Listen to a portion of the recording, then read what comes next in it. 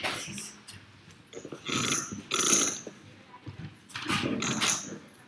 Bueno, entonces, ¿y aquí qué pasó? Ya. Vamos a empezar con la primera conferencia que titulamos Proteinuria, Albuminuria, ¿cuándo y por qué? Recuerden ustedes que vamos a tratar de que al final de cada conferencia ustedes tengan claras en la cabeza las herramientas y entiendan el porqué de las controversias que existen en cada uno de los tópicos fundamentales que vamos a tratar hoy en cada una de las conferencias. Entonces, esta conferencia pretende que al final de ella ustedes tengan claro cómo estamos haciendo hoy la medición de albuminuria y proteinuria, qué está avalado y qué deberíamos hacer para optimizar esta herramienta. Ese es el objetivo de la conferencia. Vamos a hablar de historia, generalidades, definiciones, albuminuria de enfermedad renal crónica, albuminuria ampliando el espectro y las conclusiones. Empecemos entonces hablando un poco de la historia. La importancia de la albuminuria en el seguimiento de la enfermedad renal crónica y en el pronóstico de los pacientes empieza hacia el año 1980 y es cuando empiezan a aparecer todas las publicaciones que esencialmente centran la relación de albuminuria con la evolución de la nefropatía diabética. Es así como hay cientos de publicaciones en adultos que dicen que obviamente el paciente que empieza a hacer albuminuria temprana tendrá un pronóstico más cercano de hacer enfermedad renal crónica. Ya para el año 2000 se empieza a trabajar en la asociación de albuminuria y enfermedad cardiovascular asociada a hipertensión arterial. Entonces empieza a asociarse esto con mortalidad, pero estamos hablando de población adulta. Y realmente la catapulta y el lanzamiento de la albuminuria en el paciente en el mundo para generalizarse como herramienta ocurre en el año 2012 con la estrategia de KDIGO, que es una estrategia global de prevención y seguimiento de la enfermedad renal crónica que todos conocemos, que produce unas guías con participación de muchos países y que nos deja claro pues cómo serían los lineamientos de muchas enfermedades que manejamos hoy asociadas a la enfermedad renal crónica.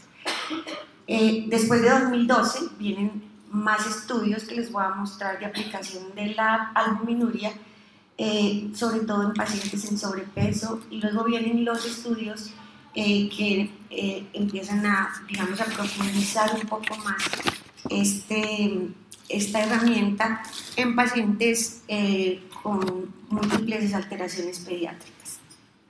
La presencia de concentraciones elevadas de proteinuria o de albúmina en orina de manera persistente es un signo de lesión renal y realmente constituye, junto con la tasa de filtración glomerular, constituye, digamos, el pilar de la herramienta diagnóstica para la enfermedad renal crónica. Su presencia identifica pacientes con riesgo superior de progresión y con mayor mortalidad cardiovascular. El tratamiento de la enfermedad renal crónica asociada al tratamiento de la proteinuria o albuminuria disminuye la progresión de la enfermedad, la incidencia de eventos cardiovasculares y la muerte. O sea que hoy la disminución es un objetivo terapéutico en el manejo de la enfermedad renal crónica. Veamos entonces esta gráfica que no pretende ser como la de las revisiones fisiológicas de todos los transportadores, que a veces son un poco complicadas, pero tenemos que recordar que hay tres mecanismos por los cuales aparece proteinuria en la orina. Uno es el daño glomerular, que esencialmente sería el asociado a síndrome nefrótico, a enfermedades glomerulares que han dejado cicatrices, etcétera, etcétera, pero que vienen de un daño alto en el glomérulo. La segunda es la reabsorción tubular incompleta. Vemos como en los túbulos, perdón que aquí había señalado, en los túbulos se produce un proceso de reabsorción y de secreción. Entonces ahí está fundamentalmente la proteína de Tanscorfol, que es un revestimiento del túbulo, y están las proteínas transportadoras de hormona tiroidea, transportadora de retinol, beta-2 microglobulina, que pueden aparecer en la orina y no necesariamente implican una progresión a enfermedad renal crónica, como si sería más la proteinuria glomerular. Y la tercera es la concentración elevada de proteínas en sangre, que lo darían las gamapatías monoclonales, el síndrome, la alta carga proteica, esas dietas hoy que no tengo muy claro, que manejan unas cargas altísimas de proteínas y que de manera implementan una carga renal de proteína más alta, que obviamente va a ser filtrada por el riñón y va a aparecer al final en la orina. Entonces entremos ya en materia, las herramientas, las definiciones. Primero hablaremos de proteinuria. En condiciones normales, un individuo sano elimina por la orina, ojo, entre 40 a 80 miligramos de proteína al día. 10 a 15 miligramos corresponden a albúmina y el resto está constituido por proteína de Tanscorfal y pequeñas cantidades de proteinuria de bajo peso molecular. El valor universal de la proteinuria, como ustedes saben, es difícil de definir, depende si es orina 24 horas, si es una muestra aislada, de las medidas de expresión, que ahí nos sacamos un ojo todos los matemáticos profesionales que somos, de si se toma en reposo o en actividad, de la edad y del grupo pediátrico, que es diferente el adolescente que el neonato. Entonces es muy importante tener en cuenta esto. La excreción urinaria de proteinuria en el niño normal, este valor lo vamos a empezar a ingerir claramente, es de 100 miligramos por metro cuadrado al día o un total de 150 miligramos por día. Ojo con los recién nacidos, porque no es tan fácil estandarizar y cuando uno profundiza en esto, no hay muchos estudios que muestren cuánto es realmente un recién nacido en los primeros 6 meses con proteinuria en orina temporizada o en orina muestra aislada o en el índice de proteinuria creatinuria. Sabemos que puede ser en neonatos hasta 300 miligramos por metro cuadrado, debido a la que se tiene una tasa menor de reducida pues, de reabsorción de la proteinuria tubular y ahí la interpretación es más difícil. Entonces, como vamos a hablar de herramientas, pues aquí tenemos nuestra primera herramienta y es esta publicación de nefrología que yo creo que ustedes todos lo conocen, en donde aparecen los valores de proteinuria en niños. Entonces vamos a mirar aquí 100 miligramos por metro cuadrado por día en la orina, digamos, total. Temporizado sería 4 miligramos metro cuadrado hora, la tenemos que tener en la cabeza. De 4 a 10 o 12 puede ser leve dependiendo de las publicaciones, de 12 a 40 o de 10 a 40 es moderada y más de 40 es nefrótica. Eso lo tenemos todos claro. Y el índice de proteinuria creatinuria, pero miren que todo viene aquí con un numerillo donde están las diferentes guías, entonces ahí es donde empezamos a entender que tenemos un exceso de productividad, como yo les digo, y de creatividad que a veces nos confunde. Entonces tenemos que tener claro esto, depende de las guías. Han encontrado, y como estamos en esta latitud geográfica, pues lo que nosotros manejamos es 4 miligramos metro cuadrado hora, 100 miligramos metro cuadrado día, es una buena medida, y vamos a manejar el índice de proteinuria creatinuria, entonces de 6 meses a 2 años, más de 0,5 miligramos sobre miligramo que se anula y sería un índice absoluto. Entonces el índice sí, no hay necesidad de ponerle miligramo porque esto se anula, y en mayores de 2 años 0,2 miligramos sobre miligramo. ¿Qué quiere decir eso? Que un niño que tiene 2 años y un día y tiene 0,28 no tiene proteinuria, todavía no podemos decir porque él está en un proceso de maduración y eso es muy importante que lo tengamos en cuenta. Los métodos de medición, pregunta siempre el examen, ahí aparece siempre y a veces la ponen mal. Entonces es la tira y en muchos sitios todavía no tenemos la orina semi-cuantitativa y hay que creerle a la tira. Entonces una cruz, ¿no es cierto?, entre 30 y 100, podría ser una cruz 100, 2 cruces 200, 3 cruces 300 y 4 cruces pues ya es una proteinuria nefrótica. Es un método común, sencillo, rápido y es el tablizaje del consultorio. No se les olvide que es muy importante mirar esto en el consultorio. Ahora, el índice de proteinuria-creatinuria es de gran utilidad en lactantes y sin control de esfínteres. Es una prueba rápida, definitiva en el servicio de urgencia, se puede hacer en la mayoría de nuestras clínicas y es utilísimo en niños y en adultos. Tiene una excelente correlación con la proteinuria en orina de 24 horas. Entonces volvemos a los valores, ¿no es cierto? El índice se anula porque es miligramo decilitro y entonces quedamos en menores de 2 años, menor de 0,5. Recuerden que en las guías decía de 6 meses, porque por debajo de 6 meses es más difícil estandarizar y tener un valor realmente. De 0,2 a 0,5 es leve, de 0,5 a 2 es moderado y más de 2 es severo. ¿Cuál es el problema? Que la detección de esta prueba puede ser tardía, en algunos pacientes va a aparecer más, digamos, tardíamente para lo que quisiéramos. Y lo segundo, que es muy importante y que ustedes a veces no lo piensan, es que no es solo la calculadora, hay que mirar el niño. Como es un índice, que quiere decir que dividimos o un cociente, lo que esté en el denominador determina el índice. Si el denominador es más pequeño, o sea, la creatinuria es más baja por una desnutrición, un niño hipotónico, un niño que no tiene masa muscular por ABC, muchísimos de los nuestros, ¿qué va a pasar? El índice se hace más grande y estamos haciendo un falso positivo. Entonces no es solo la calculadora y decir proteinuria leve, proteinuria moderada, no. Hay que repetir, hay que indagar y hay que hacer ese análisis. ¿Cuáles son los falsos positivos y negativos? Para que lo recuerden, es muy importante. La primera orina de la mañana puede tener un falso positivo porque es más concentrada, el pH alcalino también, tener hematuria macro va a magnificar la proteinuria, la piuria, en infección urinaria si usted toma un índice de proteinuria creatinuria le puede dar hasta nefrótico, empezamos corticoides.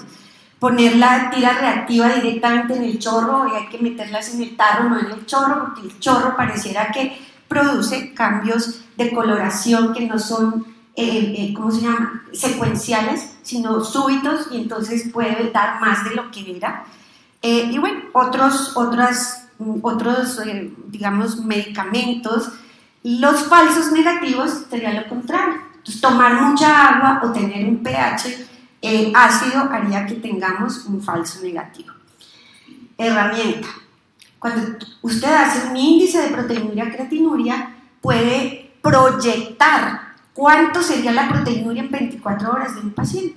Y es solo hacer el índice, multiplicar por 0,63 y esto le daría, aproximadamente, les daría en miligramos, 2000 miligramos en 24 horas.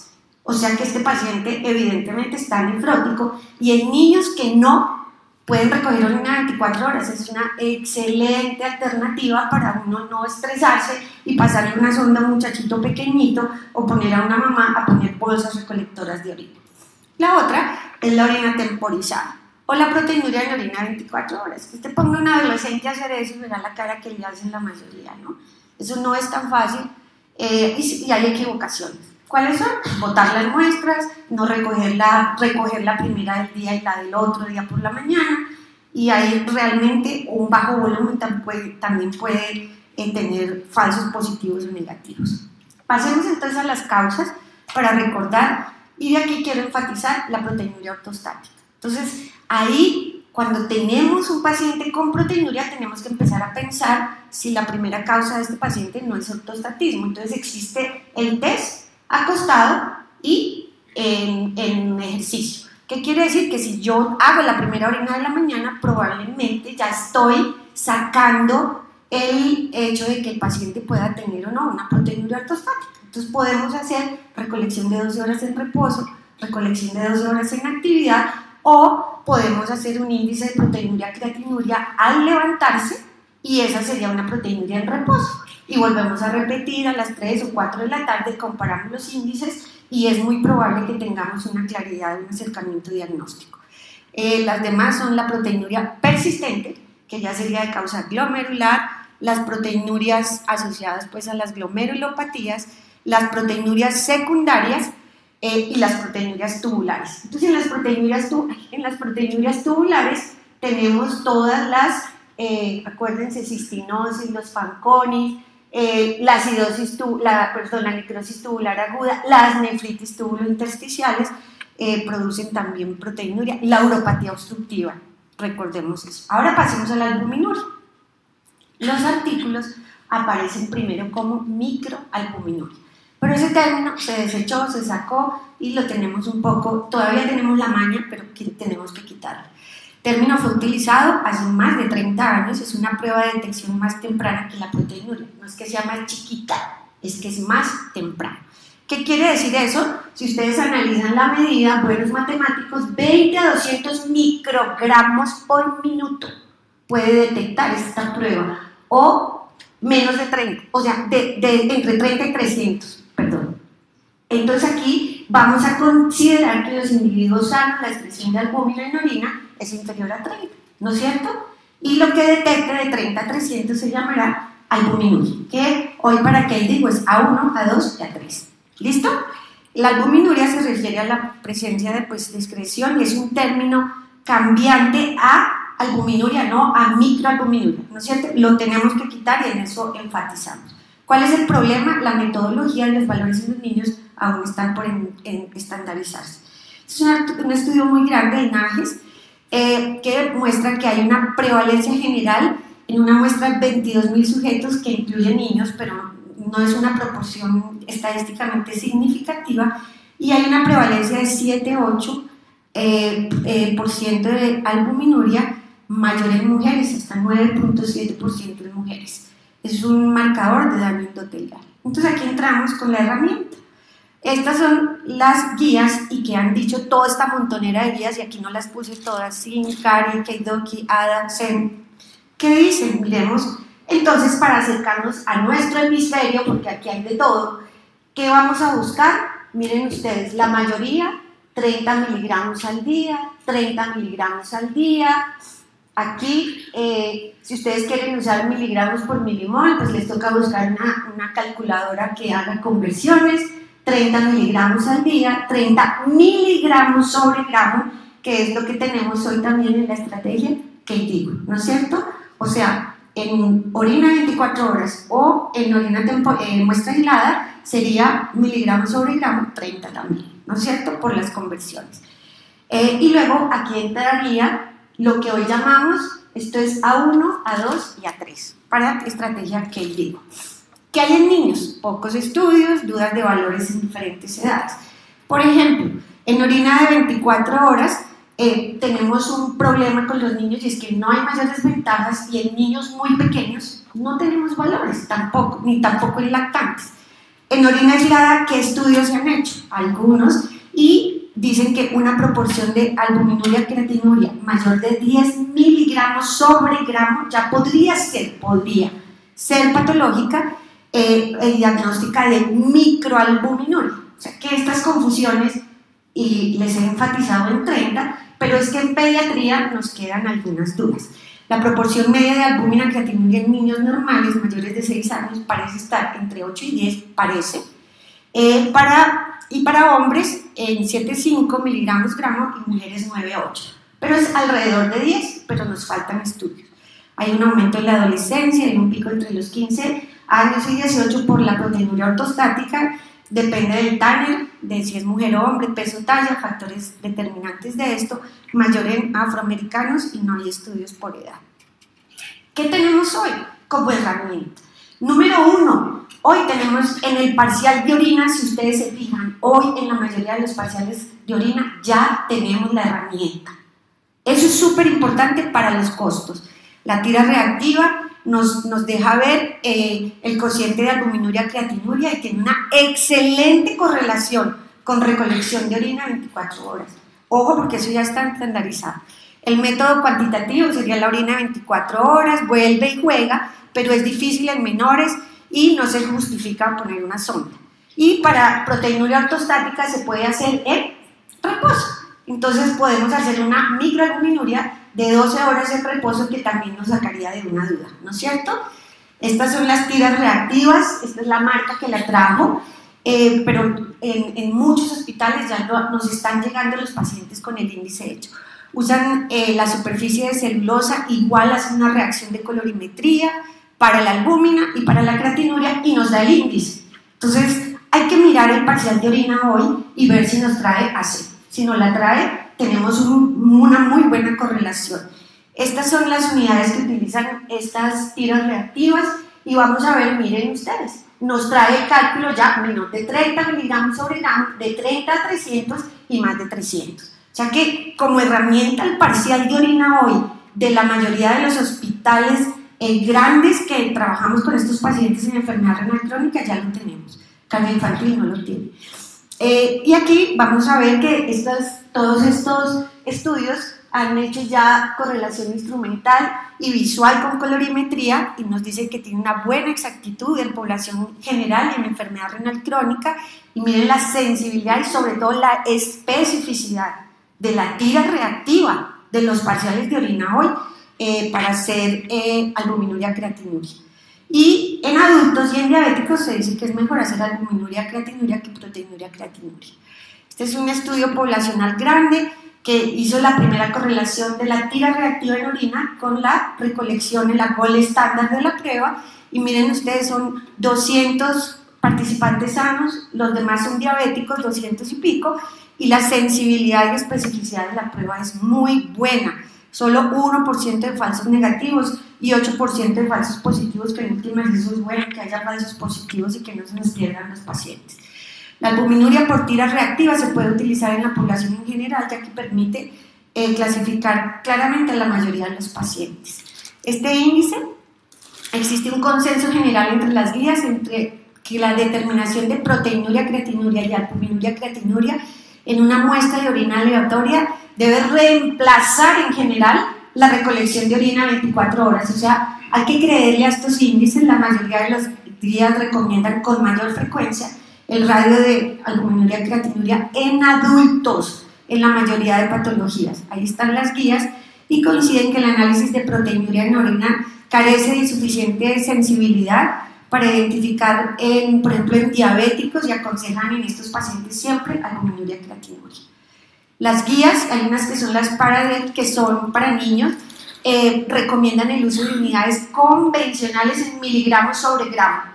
No meternos con miligramos por milimol. Parece que todos tenemos problemas en el mundo con estas conversiones. Cuando ya nos pasan a milimoles, se nos pone el pelo crespo. Para convertir de sistema internacional de unidades de miligramos milimoles, ¿cierto?, a unidades convencionales de miligramos sobre gramo, se multiplica por 8.84. Ojo, eso hay que tenerlo por ahí. Y para convertir miligramo-gramo a sistema de unidades internacionales de miligramo-milimol se multiplica por 0.103. Eso está en las calculadoras, pero busque una calculadora ahí con el paciente al frente a ver qué hace con esa muestra, ¿no es cierto?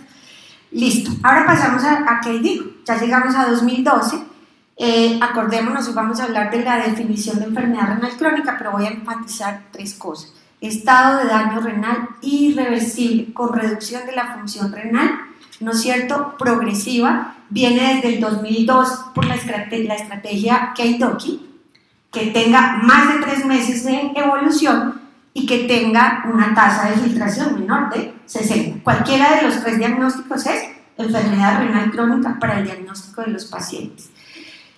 Luego viene KDIGO, y KDIGO estandarizó luego A y B, que ahora va a hablar Laurita de eso, pero nos metió la albuminuria. ¿Cuál es la excepción ahí en pediatría? Que el criterio de 3 meses no aplica para menores de 3 meses de edad, porque si no todos serían enfermos renales crónicos, y la tasa de filtración no aplica para pacientes menores de 2 años en estas estrategias. Y miren ustedes, aparece entonces miligramo, la albuminuria creatinuria radio en miligramos sobre gramo, que es lo que se recomienda, ¿no es cierto? Menor de 30, A1, A2, 30 a 300 y A3, más de 300. O sea que A1 es un paciente que todavía no tiene albuminuria. Es el marcador de enfermedad glomerular más temprano, el semáforo que siempre insistimos, y es correlacionar la tasa de filtración con las As, nos prende un semáforo. ¿Por qué no lo prende? Porque ya se hicieron las metaanálisis y los estudios de riesgo relativo y nos mostraron que en cualquiera de estos desenlaces, la mortalidad cardiovascular, la progresión, el riesgo relativo se multiplica cuando la A sube. Entonces, después de 60 mililitros por minuto, cuando la A sube, el riesgo relativo tiene unas P's pues muy bajitas que son realmente significativas para la progresión de estos pacientes a la enfermedad renal terminal. Ahí va como causa de mortalidad y miren ustedes como causa aislada de mortalidad cardiovascular. Es hacia arriba.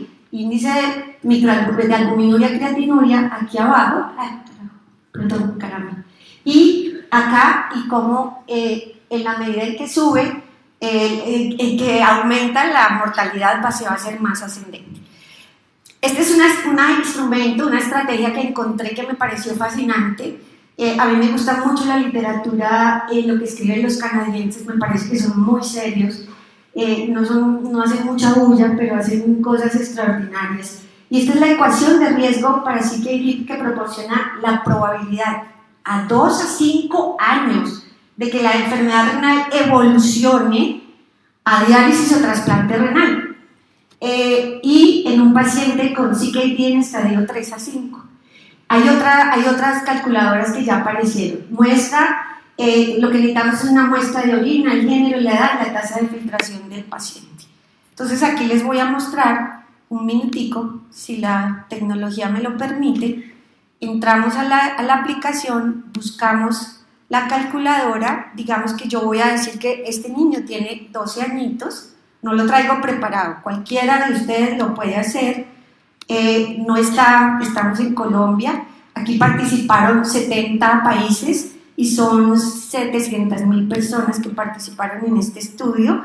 Le pongo como en falla renal avanzada, le vamos a poner que tiene 45 mililitros por minuto y miren la importancia de la albuminuria y le digo que está en miligramos sobre gramo porque es lo que estamos aprendiendo hoy aquí.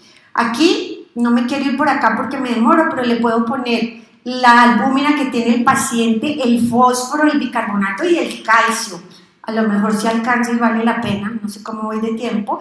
Y miren ustedes los resultados. Allá arriba lo que yo le metí y miren ustedes, este paciente tiene un riesgo moderado, en 2 años tiene una probabilidad del 3.21% de entrar en falla renal y a 5 años 11.89% de estar en diálisis.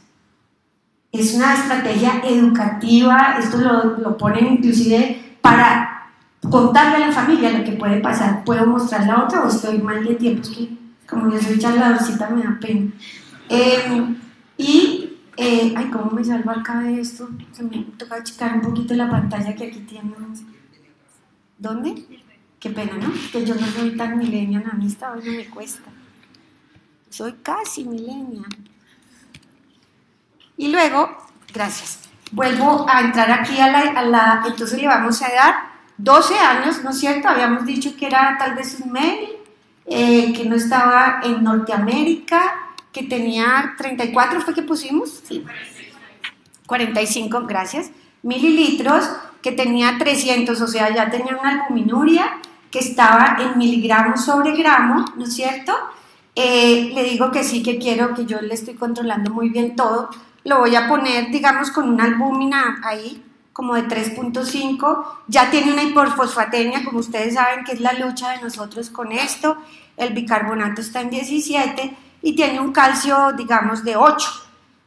Y vamos a ver qué pasa con este paciente. Miren ustedes lo que pasa.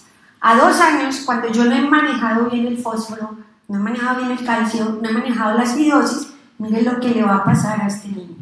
21% de posibilidades de que entre en diálisis a 2 años y a 5 años 66% de posibilidad. De riesgo, estamos hablando de riesgo. Así que creo que esta es una cosa bonita que nos puede, digamos, ayudar. Quiero darle todo mi reconocimiento, yo casi me desmayo cuando vi y todo lo que trae instrumentos de educación a la familia, es hermosísimo y está publicado en JAMA, es del Hospital de Manitoba. ¿Qué pasa entonces con la presencia de albuminuria y la adaptación renal? La lesión primaria causa daño histológico en el parénquima renal y las alteraciones y adaptaciones de las nefronas restantes causan más cicatrices. Entonces, más cicatrices. lo que tenemos que acordarnos es de por qué ustedes dicen el combo allá, ¿no?, de la hiperfiltración, y es esto. La teoría de la hiperfiltración adaptativa, niño monorreno, prematuro, oligomeganefronía, cicatrices renales, riñones hipoplásicos, que puede producir aquí. ¿Por qué nos vamos a enfermedad renal crónica? Porque el resto de las nefronas tienen que suplir el trabajo de las nefronas funcionantes. Según el porcentaje de nefronas funcionantes, se van a presentar más las manifestaciones de la enfermedad renal crónica. La hiperfiltración lleva albuminuria. Entonces, aquí lo que vemos es que si tengo una injuria que quedó con menos masa renal, va a haber hipertensión glomerular, incremento de la angiotensina 2, se va a esta vía del TGF1 que es profibrótica, incrementa la permeabilidad glomerular, la filtración, se produce proteinuria y eso va a producir daño renal, fibrosis. Esa es la teoría de la adaptación y de la hiperfiltración. Entonces, ampliemos el espectro en pediatría. Decíamos que al comienzo que estaba hecho para el paciente diabético. Igual hoy tenemos estudios en infección urinaria, retardo de crecimiento, hipoplasia renal y displasia, riñón solitario y otros. En niños con pielonefritis, que dice que la microalbuminuria en infección urinaria es un indicador de alta permeabilidad de la membrana basal glomerular y de la progresión de la enfermedad renal crónica. Aquí, para hipertensión en niños con riñón solitario, que tenemos, miren ustedes, se hizo el índice de la orina de 24 horas en el grupo de riñón solitario frente a un grupo control. Es un estudio que nos muestra que en esos pacientes probablemente los monorrenos, por ejemplo, tenemos que buscar mucho más albuminuria que proteinuria. Los niños con riñón solitario tienen mayor excreción de albúmina y requieren seguimiento muy cercano de la función renal. Y acuérdense la teoría del CACUT, que es, la pregunta es el número de nefronas, ¿cierto? Ser monorreno es un CACUT. Y ahí la pregunta del millón es ¿cuántas nefronas trae ese niño? Por eso es que hay que enfatizar muchísimo. De la oligomeganefronía todo, ¿cierto? Hay que buscar en esos pacientes hiperfiltración, tienen mayor riesgo de falla renal, síndrome metabólico, esclerosis, y el índice de albuminuria puede detectar los pacientes de riesgo. Este es un estudio que hicimos en la Fundación Cardioinfantil, que estamos tratando de que se publique, pero ha sido un poquito complicado, pero es en cardiopatía congénita. Y este es un trabajo, es un esfuerzo, es el trabajo de grado de María Ángel, y lo hicimos en cardiopatías congénitas. Son 200 niños y la prevalencia de microalbuminuria en los niños de este estudio fue de 42.7%, de los cuales 73 tuvieron albuminuria moderada. Y esto es un mayor riesgo por hipoxemia, ¿no es cierto? La hipoxemia tisular, la policitemia hace que sea más severa la albuminuria, y hubo asociación con la tasa de filtración glomerular disminuida. Otro artículo de infección de vías urinarias.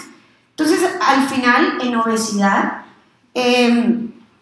y como en pacientes que tienen hematuria también hay estudios. Entonces ya llegamos a las conclusiones. ¿Qué podemos llevar para la casa hoy como herramienta? La detección de albuminuria permite hacer un diagnóstico temprano de daño glomerular antes de la aparición de proteinuria. La detección en muestras aisladas tiene una excelente correlación con la orina de 24 horas. Las tiras reactivas hoy ya han demostrado muy buena sensibilidad y especificidad. Son una herramienta importante para tamizar pacientes tempranamente de manera sencilla y encaminar tempranamente su manejo por personal especializado. Se necesitan más estudios en niños, porque todo esto que les he enseñado del 30 y 30 de miligramos sobre gramo, el 30-300 está estandarizado para adultos. En niños no tenemos todavía estudios que nos digan exactamente si lo estamos haciendo bien. Es muy clara la evolución de la albuminuria en los últimos 30 años, más allá del paciente diabético. ¿Y por qué digo que es la última estrategia que tenemos estandarizada? Que dice que él dijo exactamente para niños. Dice que la proteinuria, creatinuria puede ser mejor que la albuminuria, creatinuria en niños. ¿Por qué? Puede ser mejor. No dice que sea mejor. Se podría ser mejor. ¿Por qué? Porque no hay estudios suficientes porque las causas de CKD son diferentes. Tenemos pérdida de masa renal, oligomeganefronía, proteinuria tubular, niños con acidosis tubular, entonces hay proteinuria tubular ahí, ese pedacito falta. Cambia con la edad. ¿Cuándo la podríamos mejor utilizar? Cambios en caso de patologías que generen dudas. Pedirle microalbuminuria, creatinuria a un paciente nefrótico, eso no tiene sentido, ¿no es cierto? Es en el paciente que genere dudas con la proteinuria, que una salga positiva, negativa, en el riñón solitario, en el niño con hematuria microscópica, en el prematuro, que le estamos haciendo seguimiento, probablemente sea una herramienta, pero no mensual. Porque ustedes, por la justicia distributiva, saben que estamos en crisis, ustedes no lo piensan nunca cuando piden los laboratorios. Una albuminuria creatinuria vale 60.000 pesos, baratele. Una proteinuria creatinuria vale 12.000 pesos. Y de eso estamos viviendo y ustedes van a tener que vivir con las mismas dificultades que hemos tenido, digamos, en los últimos años con la salud y quizá peores. Recordar el seguimiento de proteinuria, 3 muestras, miremos una, luego la otra, que no sea que la creatinuria es bajita. Y si tengo que aclarar, pido albuminuria creatinuria en muestra aislada y miramos a ver si se correlaciona. Si está negativo, sigo con proteinuria creatinuria. Los costos, fijarse en los uroanálisis actuales como toma de decisiones. Recordar que en cualquier índice, albuminuria creatinuria o proteinuria creatinuria, el denominador define el valor. Y en desnutrición, hipotonía, etcétera, etcétera, puede haber falsos positivos. No solo es la calculadora. Muchas gracias.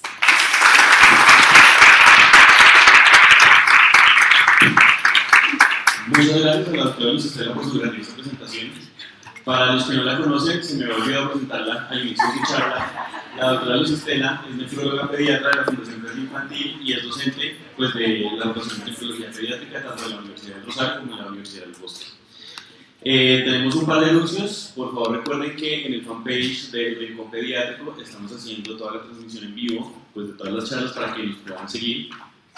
Por otro lado, por favor, vayan analizando las preguntas que tengan de cada una de las charlas, anótenlas en un papel, para que al final de la sesión, antes del receso, podamos hacer una jornada de preguntas. Ahora damos la bienvenida al doctor Ricardo Gastelbondo. El doctor Gastelbondo también es nefrólogo pediatra de la Fundación Cardio Infantil, también docente del programa de nefrología pediátrica de la Universidad del Rosario y de la Universidad del Bosque. Y lo tendremos acompañándonos con su charla Hipertensión Arterial, que ha cambiado desde el 2004. Por favor, démosle un aplauso al doctor. Un poquito de agüita.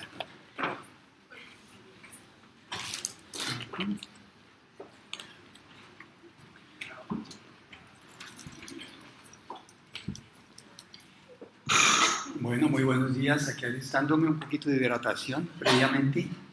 Entonces vamos a considerar realmente qué ha pasado con la hipertensión arterial de cambios desde 2004, pero que en realidad son mucho más tempranos o de otras épocas.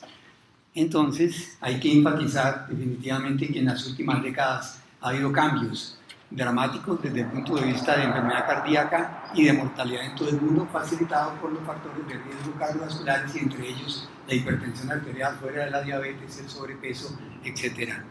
Y se ha cuadruplicado la prevalencia de niños en la década de 1970. Inclusive hay un estudio norteamericano que hace alusión de que si un padre es hipertenso, 20% puede ser de los hijos, si los dos son hipertensos, se dobla, y si hay obesidad, se cuadruplica el riesgo de esta hipertensión arterial.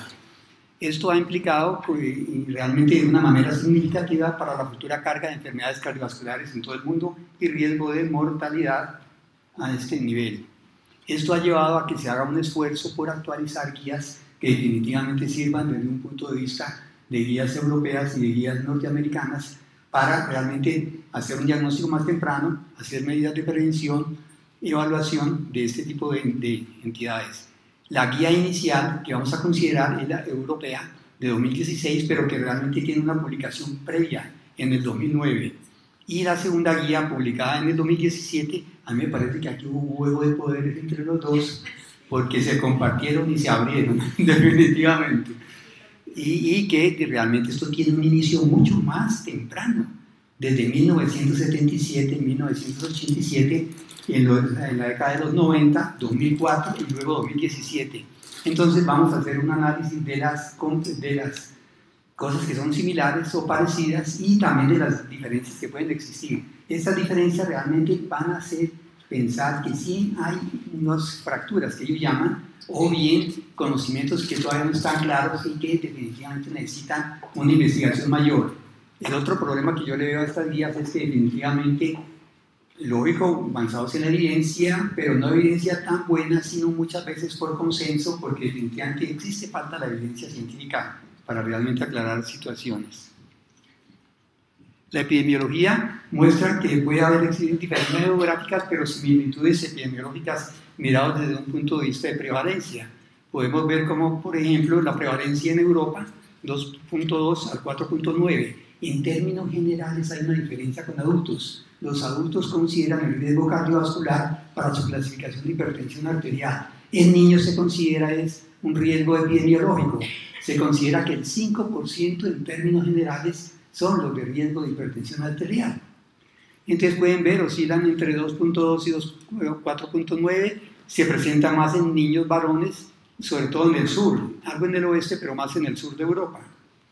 En Estados Unidos hay 3.5 en niños con hipertensión arterial, ellos hacen énfasis en la presión arterial elevada, es el concepto nuevo, es la antigua borderline o indeterminada o prehipertensión arterial. Se presenta más en niños varones, en hispanos, afroamericanos, no hispanos. Y las dos guías definitivamente coinciden en que se presentan con mayor riesgo sobrepeso, obesidad e impacto de órganos blancos, 30-40% de enfermedad coronaria e hipertrofia del ventrículo izquierdo. Esto es lo que realmente se pretende controlar o atenuar a través del tiempo. ¿Semejanzas? Bueno, sí, quedé un poco fotogénico sin chivera. Bueno, el ángulo está bueno, muy bien. Y no estoy mirando al paciente, sino mirándome a mí mismo. Mire eso, algo narcisista, pero bueno. Entonces ya saben lo clásico, 3 mediciones de presión arterial, intervalo de 1 a 3 minutos, con 5 minutos de reposo previamente, utilizando el sonido de Korsakoff, primera y quinta fase. Antes se daba inclusive la cuarta, que era empezar a hacer un de cambio, se considera mal el quinto, y se necesitan mediciones repetidas para confirmar realmente la elevación en estas circunstancias. Ahora, la definición realmente es la misma, basado en la edad, sexo, estatura, hasta un periodo en la adolescencia en que ya cambió. 13 años en los Estados Unidos y 16 en Europa. Este cambio en la adolescencia realmente, aparentemente, va a facilitar una transición sin problemas en la atención de adultos y que puede diferir el presente 95 en edad, sexo para niños mayores y que aparentemente estos puntos de corte son un poquitico más bajitos que en adultos. Yo diría que son muchas especulaciones, datos y tal, pero ya vendría a ser parte del minucio de los epidemiólogos. Ahora, desde un punto de vista del manejo, es similar, basado en los cambios en el estilo de vida, cambios de vida saludable, recomendaciones ampliadas, actividad en las directrices europeas sobre todo, y los dos están de acuerdo en que puede también en algunas ocasiones ser de entrada el enfoque farmacológico. Las diferencias, aquí realmente es donde urge las diferencias de uno y ganancias del otro. Describen los europeos en un solo párrafo, en el texto, la metodología, y que duraron un año haciendo encuestas con los miembros. Expertos que incluían un nefropediatra, un cardiopediatra. De resto había nefrólogos de adulto, cardiólogos de adulto, internistas de adulto y no había epidemiólogos. En la guía norteamericana, más de una página de extensión de esta descripción, mucho más amplia. Un formato estructurado con la sigla PICOT, pacientes, la intervención, el control, el pronóstico y tiempo. O sea, le sirvió este parámetro para ver las evidencias y una revisión sistemática de la literatura. Este equipo es mucho más amplio, 17 miembros, expertos, pediatría, cardiología pediátrica, nefrología pediátrica, endocrinología pediátrica y internista y grupo de epidemiología. Ahí sí había epidemiología realmente, que servían entre otras para calmar o disminuir o atenuar o transar las diferentes discrepancias que se nos presentaron durante la ejecución de este tipo de programas. Ahora, en cuanto a las recomendaciones clínicas de control de frecuencia, en aquellos pacientes de bajo riesgo o menores de 3 años que no tengan factores asociados, compromiso de órgano blanco, por ejemplo, o en los normotensos, bueno, la frecuencia puede ser menor, en tanto que en aquellos de alto riesgo, prehipertensión o presión arterial normal alta, en las directrices europeas, o presión arterial elevada en las gringas, que es el nuevo término de la normal alta, en esto sí ellos consideran que son de alto riesgo y su frecuencia entonces debe ser mayor en cuanto al control. Entonces podemos ver entonces las guías europeas, pueden ver cómo en pacientes normales a los 2 años, en tanto que las norteamericanas al año, e inclusive las mismas norteamericanas dan todas las medidas y manejos de cambios de vida saludable, aún con presiones arteriales normales. La normal alta o elevada, de acuerdo a las diferentes clasificaciones, controla en 1 año en la europea, en tanto que en la norteamericana a los 6 meses, los controlan mucho más temprano. Y cuando ya hay unos factores de riesgo importantes, obesidad, enfermedades renales, diabetes, etc., o tomando medicaciones que incrementan la presión arterial, la europea no considera, en tanto que la guía americana en cada cita o control del paciente. Definitivamente el control es más cercano en la guía americana, un diagnóstico más temprano y se puede prevenir el riesgo cardiovascular con los pacientes progreditos más temprano a tiempo oportunos, que en tanto que en la guía europea se pueden realmente pasar diagnósticos con un tiempo muy prolongado y se pueden complicar este tipo de pacientes. En cuanto a la definición, los umbrales en la definición son diferentes. No hay un impacto significativo en menores de 13 años, o sea, riesgo previo. En percentiles, los cambios, el percentil 95+12 que define hipertensión en el estadio 2 en Estados Unidos es equivalente al 99+5 que define el grado 2 de hipertensión arterial. Realmente los Estados Unidos proporcionan mediciones reales de la presión arterial basados en edad, sexo, altura, de normalidad. Aparentemente ellos encontraron, ya veremos más adelante, un 21% de sobrepeso en las guías del 2004, del cuarto Task Force, y hicieron un nuevo conteo de normalidad.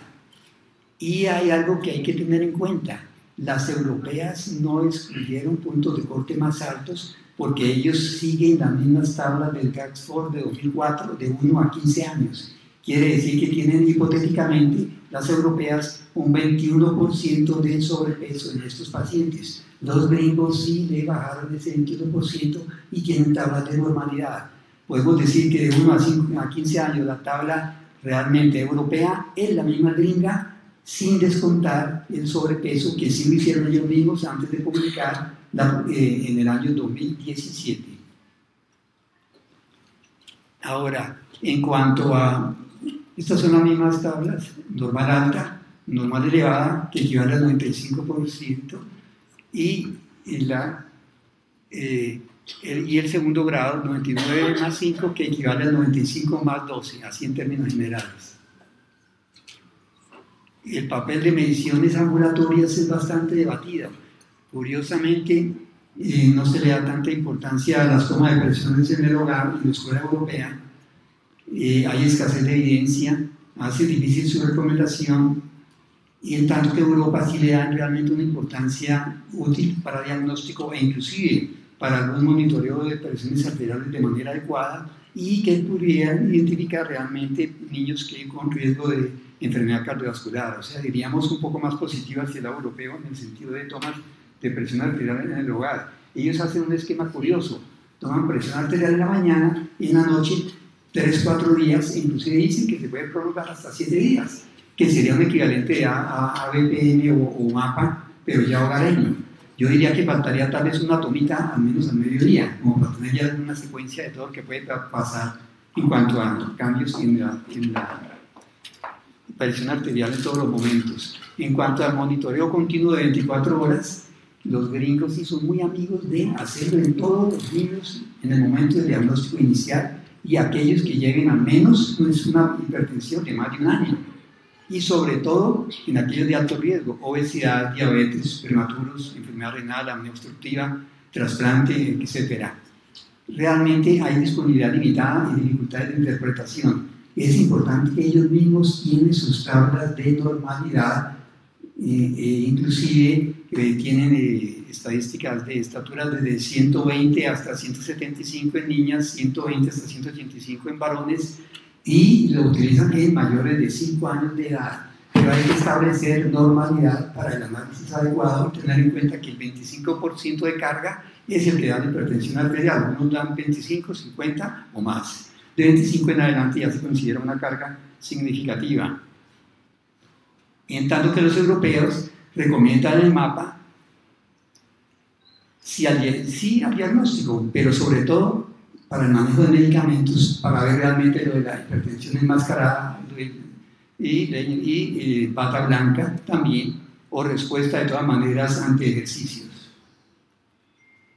El abordaje, mayor probabilidad de, importante, descartar las formas secundarias. Hay que recordar que realmente la mayoría de niños son formas secundarias y no tanto de las primarias como en el adulto. Se considera que de 6 años para abajo la hipertensión realmente se presenta más frecuencia en las formas secundarias, en tanto que a mayor edad las formas primarias. Y entre las formas primarias es importante la parte genética. Los Estados Unidos hacen un enfoque más racional, reservando pruebas selectivas de acuerdo al riesgo de enfermedad cardiovascular, en tanto que, como veremos más adelante, la guía europea hace una evaluación un poco más amplia, mucho más extensa en ese sentido.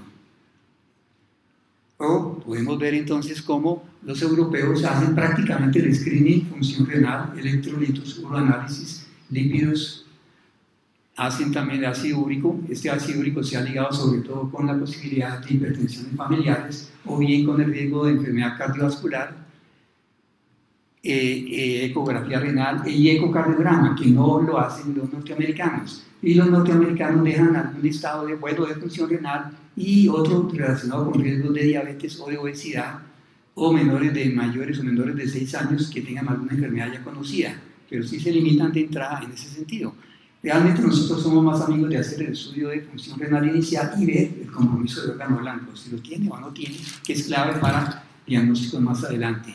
En cuanto al ecocardiograma, varían las técnicas, las sensibilidades de los estudios europeos y norteamericanos, pero que en realidad son útiles para ver, porque podemos ver que en 30-40% de niños pueden presentar compromiso de órgano blanco.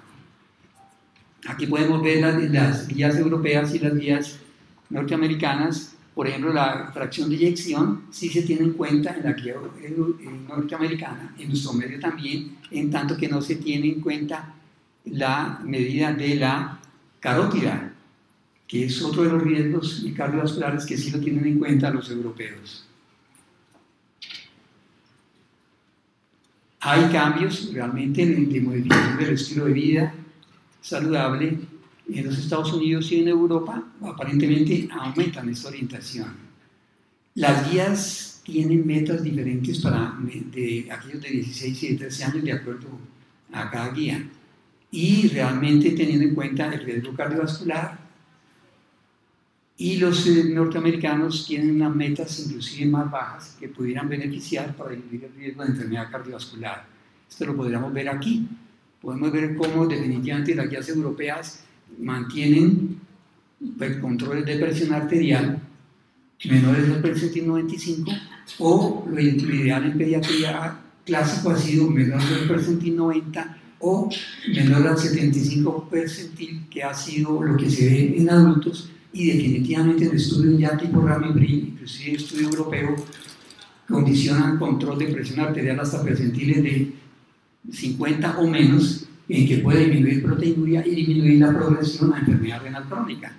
En tanto que la guía gringa van directamente a percentil 90 o por debajo del 50, o sea, tienen unas metas mucho más bajitas para control de presión arterial y disminuir la posibilidad de enfermedad renal o su progresión.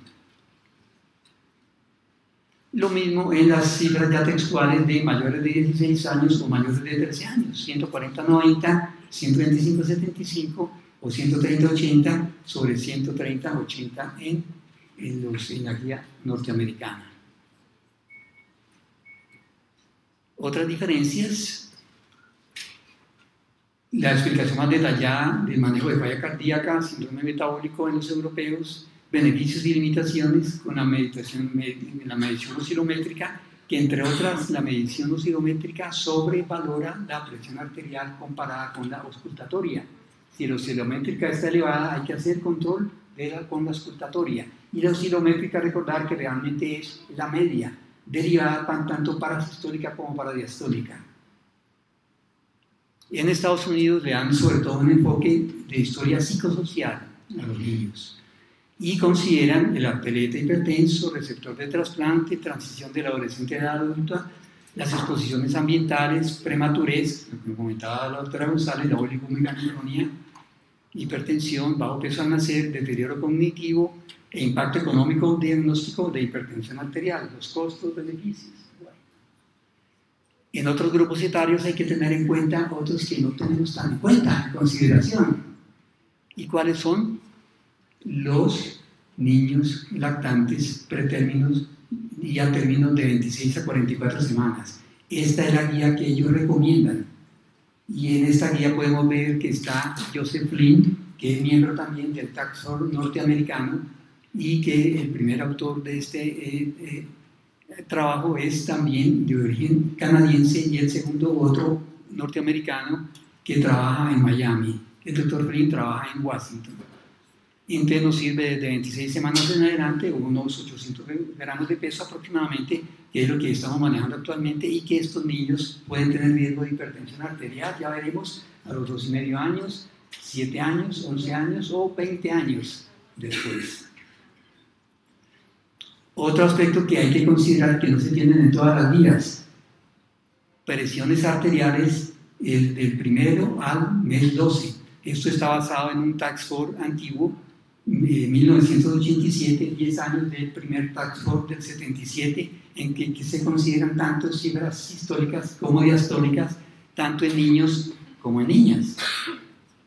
Entonces aquí tenemos a mano esta opción por si acaso, porque pueden revisar las guías. Las guías consideran de 1 en adelante, pero entre 0 y 12 meses, solo esta guía, que es la Task Force antigua del 87. Hicimos de todas maneras una encuesta para ver cómo están manejando las guías, cómo es el manejo dentro de lo que tenemos en nuestro alrededor, y si hay algo especial que nos llame la atención. En Bogotá, por ejemplo, nefropediatra consideró la guía europea más útil. Otro nefropediatra, según un análisis, decidir, de pronto es la conclusión nuestra,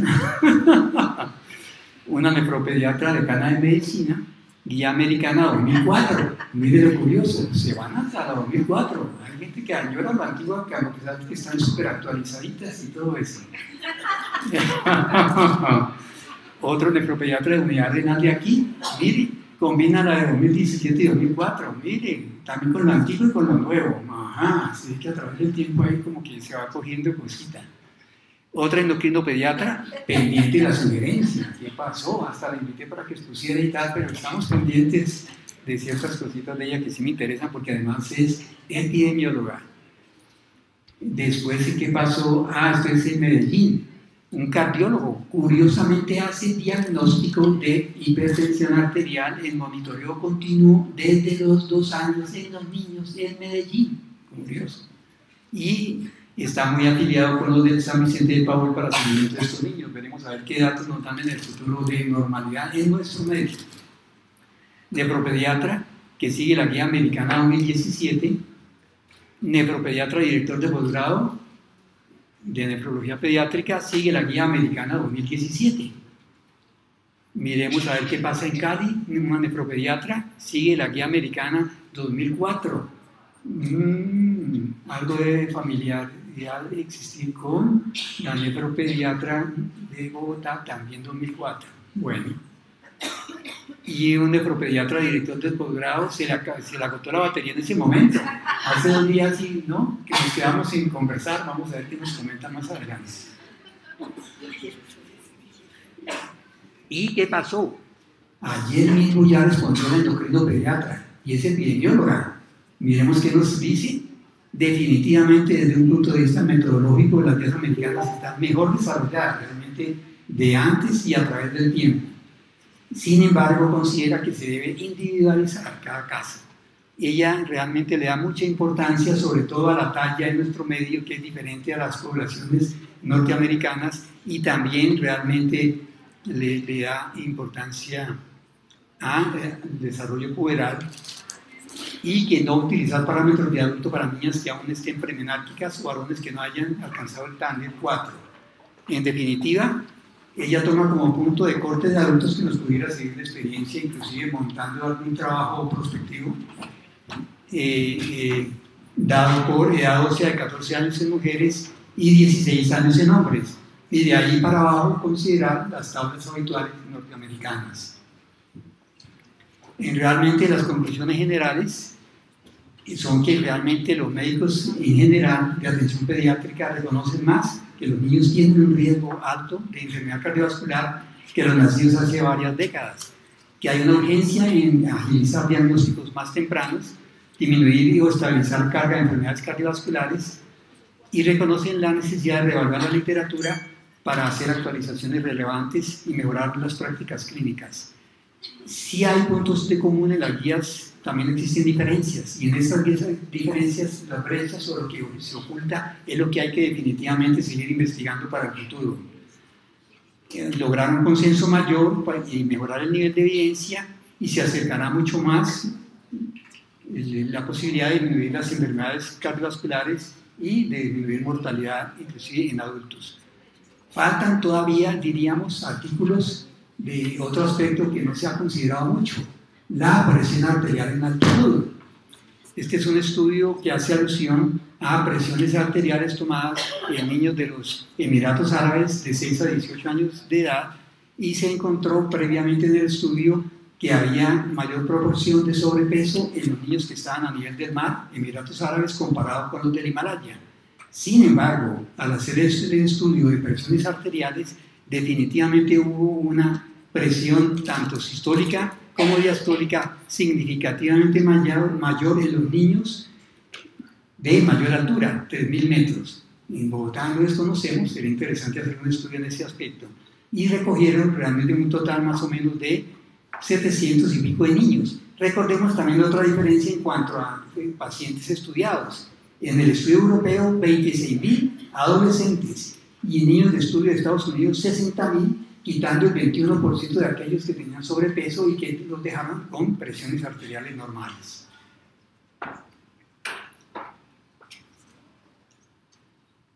Muchas gracias.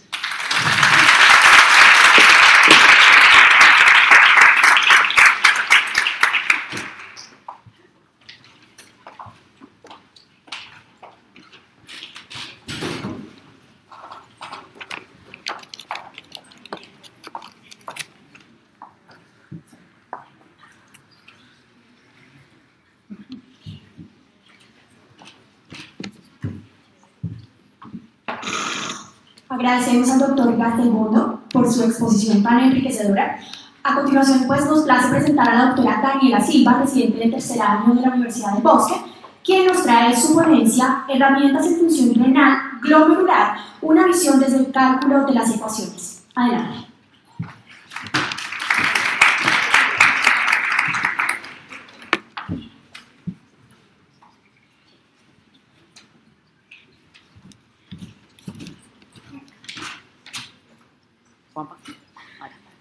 Bueno, buenos días. En pediatría es muy frecuente tener dificultades para la interpretación de los laboratorios en función glomerular. En pediatría es muy frecuente tener dificultades para la interpretación de las pruebas de filtración glomerular. Pero primero, también es muy importante que sepamos que el riñón tiene un primer paso, que es la filtración, que va desde los capilares glomerulares hacia la cápsula de Bowman. Un segundo paso, que es la modificación del volumen y la composición de este filtrado.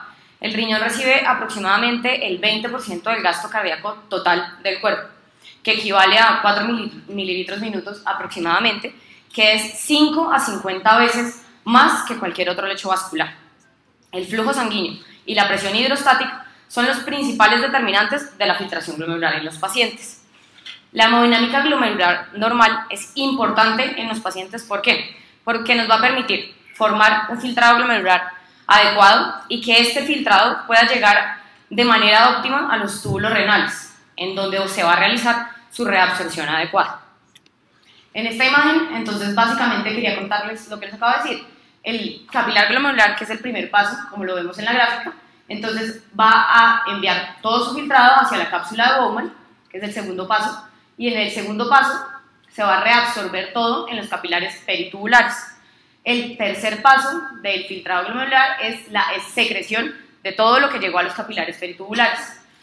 Posteriormente, y el último paso, ya es la excreción urinaria. Entonces, ¿a qué va a ser igual la excreción urinaria? A la filtración menos la reabsorción menos la secreción de todo lo que el paciente acaba de realizar.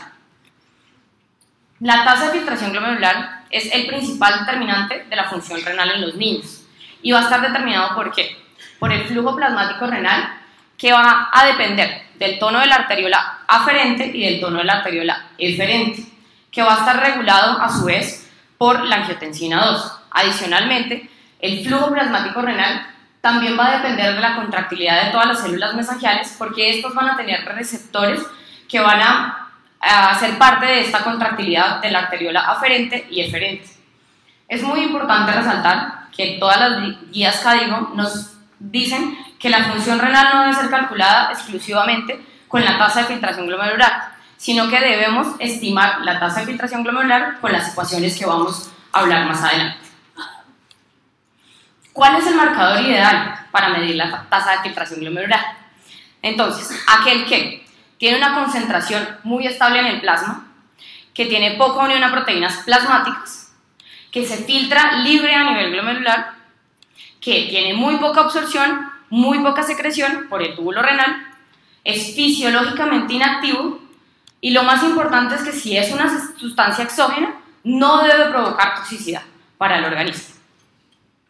Entonces, existen muchísimos métodos para calcular la tasa de filtración glomerular. Yo voy a hacer énfasis el día de hoy en 5 principales. 1.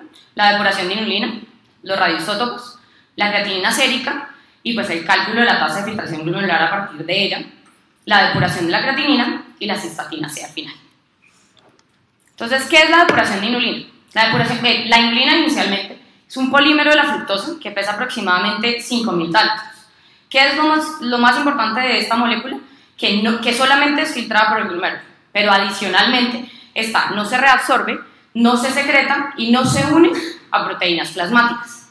Entonces, en teoría, vendría a ser el estándar de oro, pero tiene muchísimas limitaciones, que son las siguientes. Entonces, debe ser continuamente infundida en el paciente, o sea, a lo largo de toda la toma se debe infundir la inulina. Además, en niños es demasiado difícil recolectar las muestras. ¿Por qué? Porque en los niños menores que aún no controlan esfínteres, debemos pasar un catéter o una sonda para tomar las muestras cada vez que vamos a tomar una muestra. Y en los niños mayores, este niño debe avisarle a su mamá en intervalos regulares que tiene ganas de orinar para que la muestra y la recolección sea adecuada. Y adicionalmente, la inulina se modifica en niños ¿con qué? Con reflujo vesicureteral, con disinergia del detrusor y vejiga neuropática. Entonces, todo esto puede llegar a afectar el resultado de la prueba en los niños. Segundo, entonces, los radioisótopos. Existen 3 fundamentalmente: el DTPA, el DMSA y el biotalamato. Pero principalmente hoy voy a hacer énfasis en 2, el DTPA y el DCMA. El DTPA, digamos que es lo más cercano y lo más aproximado a la depuración de creatinina. La mayoría de las guías dicen que su correlación con la inulina es casi el 75%. Este fármaco es completamente filtrado por el glomérulo, se elimina sin secreción ni reabsorción y mide exclusivamente la filtración glomerular. Y adicionalmente mide cada unidad por separado. Entonces, para eso les traje la siguiente gráfica. Entonces, pues al final de cuentas, digamos que con esto es con lo que nos va a llegar el paciente a la consulta. Entonces, el paciente nos llega con la imagen y nosotros tenemos que exclusivamente mirar el resultado. Él nos va a dar la tasa de filtración glomerular del riñón derecho y la tasa de filtración glomerular del riñón izquierdo. Sumamos las dos valores que obtuvimos y esa es la tasa de filtración glomerular final del paciente.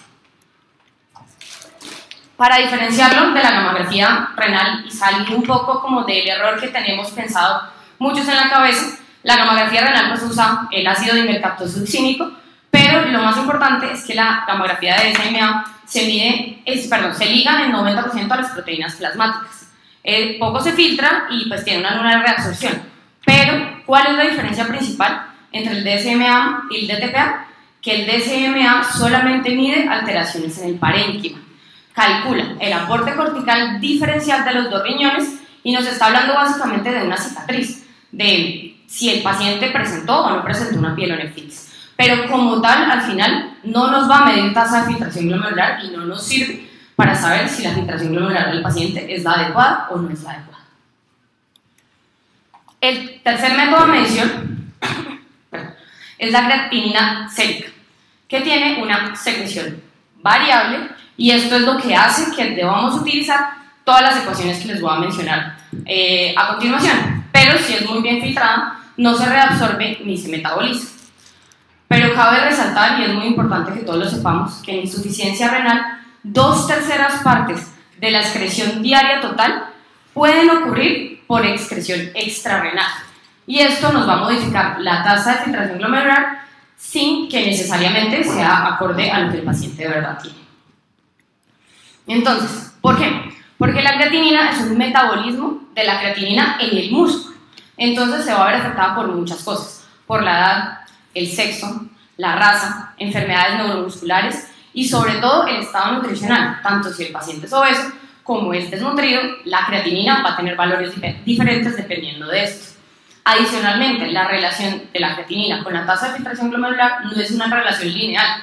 No es que la creatinina se eleve y la tasa de filtración glomerular de una vez disminuya. No, se toma su tiempo en disminuir. Entonces, existen actualmente dos métodos en los que el paciente, con los que el paciente va a llegar a la consulta. Entonces, el método Jaffe o el método enzimático. Y en la actualidad, digamos que el más recomendado en la población pediátrica es el método enzimático. ¿Por qué? Porque el método Jaffe se afecta por muchísimas cosas. Puede aumentar por la glucosa, por las proteínas, por el ácido ascórbico, por muchas cosas. Se puede disminuir por la hiperbilirrubinemia y la hemoglobina, pero en cambio el método enzimático no se ve afectado por tantas cosas. Y por eso es el método de elección. Pero más adelante les voy a explicar en qué caso deberíamos utilizar cada uno de los dos métodos. Entonces, en esta tabla, básicamente, les quiero mostrar que existen múltiples ecuaciones para el cálculo de la tasa de filtración glomerular. Pero les voy a hablar principalmente de dos, del Schwartz y el Schwartz modificado. Esos son los dos principales que les voy a hablar. Entonces, el Schwartz, el primero, se creó en 1976, fue un estudio que se desarrolló aproximadamente con 186 pacientes en comparación con el Schwartz modificado que se hizo con 350 pacientes. Entonces la población que midió el Schwartz fue mucho más grande. Pero en el momento de la validación de todas maneras de la ecuación se validó con muchos más pacientes el Schwartz que el Schwartz modificado. Adicionalmente, una diferencia muy grande entre las dos es que el Schwartz inicial de 1976 se enfocó en enfermedad renal crónica y en población normal, los dos juntos. En cambio, el Schwartz modificado solamente se basó en enfermedad renal crónica. Entonces, lo cual hace que el Schwartz modificado sea un poquito más dirigido a enfermedad renal crónica. Y otra gran diferencia entre los dos es que el método Schwartz, como les dije anteriormente, hay dos métodos para medir la creatinina. El Schwartz está validado con Jaffe y el Schwartz modificado está validado con el método enzimático. Entonces es muy importante conocer en qué momento vamos a usar cuál de las dos y cuál de las constantes. Entonces acá están las tres gráficas. La última es una que se utilizaba anteriormente, pero en la actualidad solamente utilizamos las dos primeras. Entonces, el Schwartz tiene una constante K que se va a modificar de acuerdo a la edad del paciente y en los niños adolescentes de acuerdo a la edad y al sexo. Y el Schwartz modificado tiene un valor constante. Siempre va a ser la K 0,413. ¿Qué factores determinan esta constante que les acabo de mostrar del Schwartz normal? Los factores que la modifican son el tamaño del soluto y la carga iónica de este mismo soluto. En esta, para explicarles, entonces, cada uno tiene un valor diferente. Entonces, en el recién nacido pretérmino, el valor es menor, en el recién nacido término ya el valor es más elevado y va a haber un cambio importante en la adolescencia. Mujeres 0,55 y hombres 0,7. Para que esto nos quede un poquito más claro, entonces es un caso hipotético en realidad, pero es un recién nacido pretérmino de 34 semanas con un peso de 2.400 gramos al nacer y 45 centímetros de talla, con una creatinina sérica de 0,32. Entonces lo vamos a hacer por los dos métodos, asumiendo que el paciente nos llega inicialmente con la creatinina que nos dice que es el método de Jaffe. Entonces, primero, como es por el método de Jaffe, entonces pues la constante que vamos a utilizar es la del recién nacido pretérmino.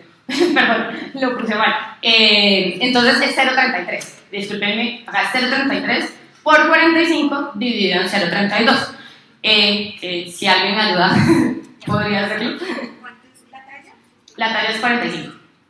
45, la constante es 0,33 y la creatinina 0,32. 0,42. Bueno, entonces nos va a dar 46 mililitros minuto 1,73. Disculpen por el error. Y por el segundo método, entonces como sabemos que es el método enzimático, pues la constante va a ser la misma para todos los pacientes. 0,413 por 45 centímetros dividido en 0,32, que eso sí nos va a dar 58 mililitros minuto por 1,73. El cuarto método, entonces, es la depuración de creatinina. Es la recolección de orina en 24 horas, que va a estar basada en el equilibrio entre la producción y la excreción. La fórmula del cálculo de la depuración de creatinina, entonces, es la creatinina urinaria sobre la creatinina sérica por el volumen de orina dividido en 1,44 minutos. Esto luego, posteriormente, lo vamos a tener que multiplicar por 1,73 y dividir en la superficie corporal del paciente. Entonces, también les traje un ejemplo del cálculo de la depuración de creatinina para que nos quede más claro a todos. Entonces, hay que calcular la depuración de creatinina de un niño de 22 kilogramos con una creatinina urinaria de 22 miligramos de decilitro, una creatinina sérica de 0,9 miligramos de decilitro y un volumen urinario de 800 cc. Entonces, la depuración de creatinina en mililitros, entonces inicialmente 28 miligramos de decilitro sobre 0,9, que era la creatinina, por el volumen dividido en 1,44. Aquí vamos a obtener primero la creatinina en mililitros minuto, pero esta aún no es la depuración de creatinina. Acá debemos multiplicarla por 1,73 y por 0,84, que es la superficie corporal del paciente. Este ya va a ser la verdadera tasa de filtración glomerular del paciente, 35,4 mililitros minuto por 1,73 metros cuadrados. ¿Cuáles son las limitaciones de la depuración de creatinina que acabamos de mencionar anteriormente? Que haya una recolección inadecuada, sobre todo en los niños menores de 6 años, que aún no controlan adecuadamente los esfínteres y no le cuentan a su mamá pues, que tienen ganas de orinar. Esto nos va a dar un valor subóptimo de la creatinina urinaria. Y adicionalmente la creatinina va a aumentar en enfermedad renal crónica. La creatinina secretada en enfermedad renal crónica puede ser hasta el 35% de la creatinuria total, y por esto se nos va a ver alterada la depuración de creatinina. Y por último, la cistatina C, que es que una proteína catiónica no glicosilada, que se produce a una tasa constante en los lisosomas de las células nucleadas de todo el organismo y adicionalmente en muchos líquidos del organismo, en el líquido cefalorraquídeo, en el semen y en otros líquidos. Su concentración va a depender puramente de la tasa de filtración glomerular, nada más. Es más sensible a cambios en el filtrado glomerular. ¿Esto qué quiere decir? Que con solo una alteración de la cistatina C ya podemos saber que el paciente puede tener una falla renal. Es más temprano y nos ayuda a medir más tempranamente la falla renal, que los 4 métodos anteriores no nos lo habían permitido. Se reabsorbe en el túbulo proximal y hay ausencia de secreción tubular, pero también se puede ver afectado por muchas cosas, por la edad, por el sexo, por el índice de masa corporal, por la diabetes y en ocasiones por las respuestas inflamatorias del organismo, pero en menor proporción que los 4 anteriores. Esta básicamente es para contarles que la cistatina también tiene fórmulas, pero lo que tenemos que saber de las fórmulas de la cistatina es que no incluyen ni edad ni talla.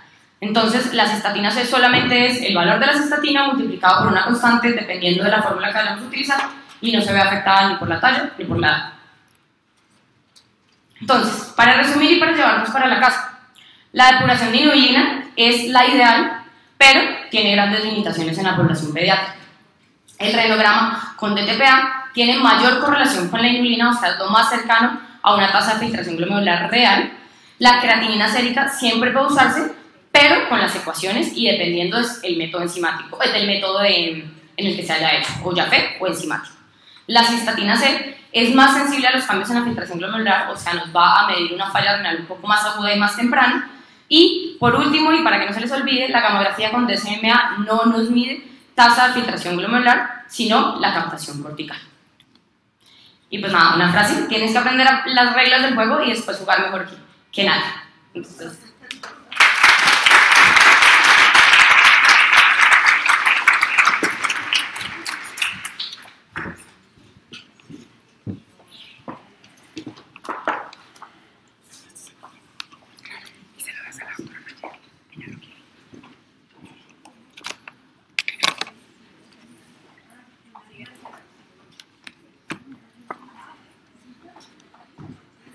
bueno, muchas gracias a la doctora Daniela por su intervención. Ahora vamos a continuar con la doctora Mayeli Prada con su charla Infección de vías urinarias, las cosas que el pediatra debe conocer y evitar.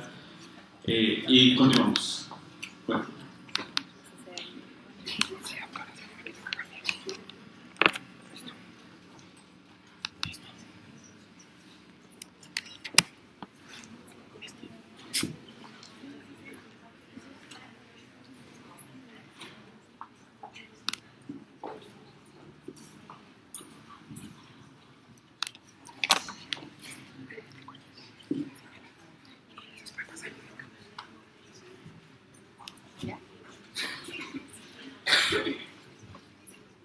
Bueno, muy buenos días a todos. Antes que nada quiero felicitarlos a todos los residentes porque me parece un esfuerzo absolutamente importante. El hecho de que se hayan unido dos universidades me parece aún más noble en torno pues, al conocimiento. Recuerden que cada esfuerzo que ustedes hagan para mejorar el conocimiento pues finalmente se traduce en una mejor atención a nuestros niños, que son nuestra razón pues, del quehacer diario. Entonces realmente yo me siento muy contenta de poderlos acompañar, espero poderles aportar algo de la experiencia y nuevamente los felicito y quiero motivarlos para que realmente esto no se quede aquí, sino que siga pues, haciéndose y entre universidades distintas me parece genial. De verdad estoy muy complacida y los felicito nuevamente. Bueno, entonces hoy quiero hablarles acerca de las cosas que el pediatra debería saber y evitar en infección urinaria en pediatría. Bueno, para empezar, ¿por qué hablar y seguir hablando de infección de vías urinarias? Primero porque es un problema frecuente, recuerden que es la segunda infección bacteriana más frecuente en pediatría, después de la otitis media aguda, o sea, esto le da a muchos niños. Casi que el 8% de las niñas y el 2% de los varoncitos pueden tener en su vida una infección de vías urinarias. Es más frecuente aún cuando el niño ha hecho un primer episodio. Luego de un primer episodio, se calcula que el 30% puede desarrollar un segundo episodio. O sea que la frecuencia aumenta de un 8 a un 2% hasta un 13%. O sea, es un problema prevalente. Segundo, porque impacta en la morbilidad y la mortalidad y por supuesto en la calidad de vida de los niños. O sea, la infección urinaria realmente se asocia a complicaciones agudas como urosepsis, abscesos, lesión renal aguda. En algunos niños con factores predisponentes en cicatrices, esto se traduce en proteinuria, hipertensión y peor aún, enfermedad renal terminal. En nuestro medio, la principal causa de enfermedad renal terminal siguen siendo las malformaciones del riñón y la vía urinaria, a diferencia de otros países de alto ingreso económico. Y estos niños con frecuencia hacen infección urinaria, lo cual agrava el pronóstico renal. Ausentismo escolar y por supuesto implica o demanda cuidado de los padres. Se calcula que en los Estados Unidos más o menos 500.000 consultas de urgencias al año son debidas a infección de vías urinarias, más de 1 millón de consultas ambulatorias por año y alrededor de 50.000 hospitalizaciones por año. De manera que el costo global por año del manejo de esta patología, al menos en los Estados Unidos, es alrededor de 520 a 630 millones de dólares. O sea, yo pienso que, aunque no esté catalogado como tal, podría considerarse que cumple los criterios de una enfermedad con impacto en salud pública. En cuanto al pico de incidencia, como muchos de ustedes saben, pues hay un pico muy importante tanto en niños como en niñas antes del primer año. En las mujeres hay un segundo pico de incidencia entre los 2 y los 3 años cuando están empezando control de esfínteres, y luego cae este pico de incidencia. En neonatos se han reportado frecuencias tan altas, hasta de un 15%, pero es muy raro o es muy infrecuente que un niño menor de 3 días tenga infección de vías urinarias. Usualmente la frecuencia calculada específicamente en esta población es entre el 0 al 1.8%. Entonces, es un problema frecuente, todo el mundo habla de infección, todo el mundo la maneja, pero no nos explica por qué ese es un problema prevalente, conocido, etcétera, tan popular. Sigue habiendo tanta controversia alrededor de los diferentes tópicos de manejo. O sea, hay controversia en cuanto a cuál es el mejor signo y síntoma para predecir infección en el menor de 2 años, aún hay dudas. ¿Cuál es el mejor método de recolección de orina? Aún hay controversia. ¿Qué estudio de imágenes debo hacer? Esa es la talón de Aquiles de muchos. ¿Cuál es el mejor tratamiento? ¿Profilaxis, no profilaxis? Y pues por supuesto todas las medidas terapéuticas no antibióticas siguen girando alrededor de la controversia. Entonces, surgen una serie de guías intentando dar respuestas a todos los escenarios. En el 2007, como ustedes saben, están las guías NICE. En el 2011 se pronuncia la Academia Americana de Pediatría. En el 2012, la Sociedad Italiana de Nefrología publica sus guías, luego la canadiense, luego la polaca, y luego en el 2016 aparecen los europeos con sus guías. O sea, a veces tanta guía yo creo que confunde, porque uno no sabe ni para dónde coger, ¿no? Entonces, bueno, lo primero, y hay que partir de la base. Yo a veces en la revisión de temas le digo a los pacientes, miren, uno lee infección urinaria, signos y síntomas, para, next, ¿sí? Pero esto es tremendamente importante, que parece tan básico. Lo primero que usted tiene que pensar es, mi niño tiene signos y síntomas probables, tiene factores de riesgo, vale la pena que investigue y no caigo en la tentación de hacer urocultivos, como dice la doctora González, la urocultivadera de rutina. Entonces, miren, la mayoría de guías dicen que definitivamente hacer diagnóstico en el menor de 2 años es muy difícil, ¿sí?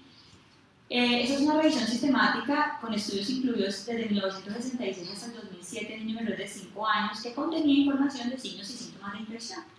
¿Qué se encontró? Que la fiebre por más de 48 horas sin foco se relacionaba fuertemente con la probabilidad de ser infección de vías urinarias en el menor de 2 años. Y si el niño tenía más de 2 años, pues otros síntomas específicos como dolor abdominal, lumbar, disuria, aumento en la frecuencia, incontinencia, etc., adquirían la misma relevancia.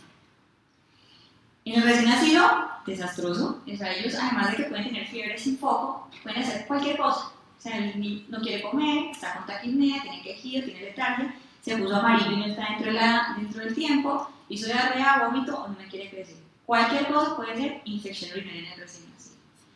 Entonces, partiendo de esto, la Academia Americana de Pediatría dice en el 2011, miren, definitivamente, si su niño tiene menos de 2 años, y tiene fiebre sin foco, casi que el 5% pueden tener infección de vías urinarias, lo cual justifica que usted investigue a estos pacientes, es decir, es justo que usted piense en infección de vías urinarias en síndrome febril sin foco, ¿sí? Y no solo en aquellos niños que tienen síntomas típicos.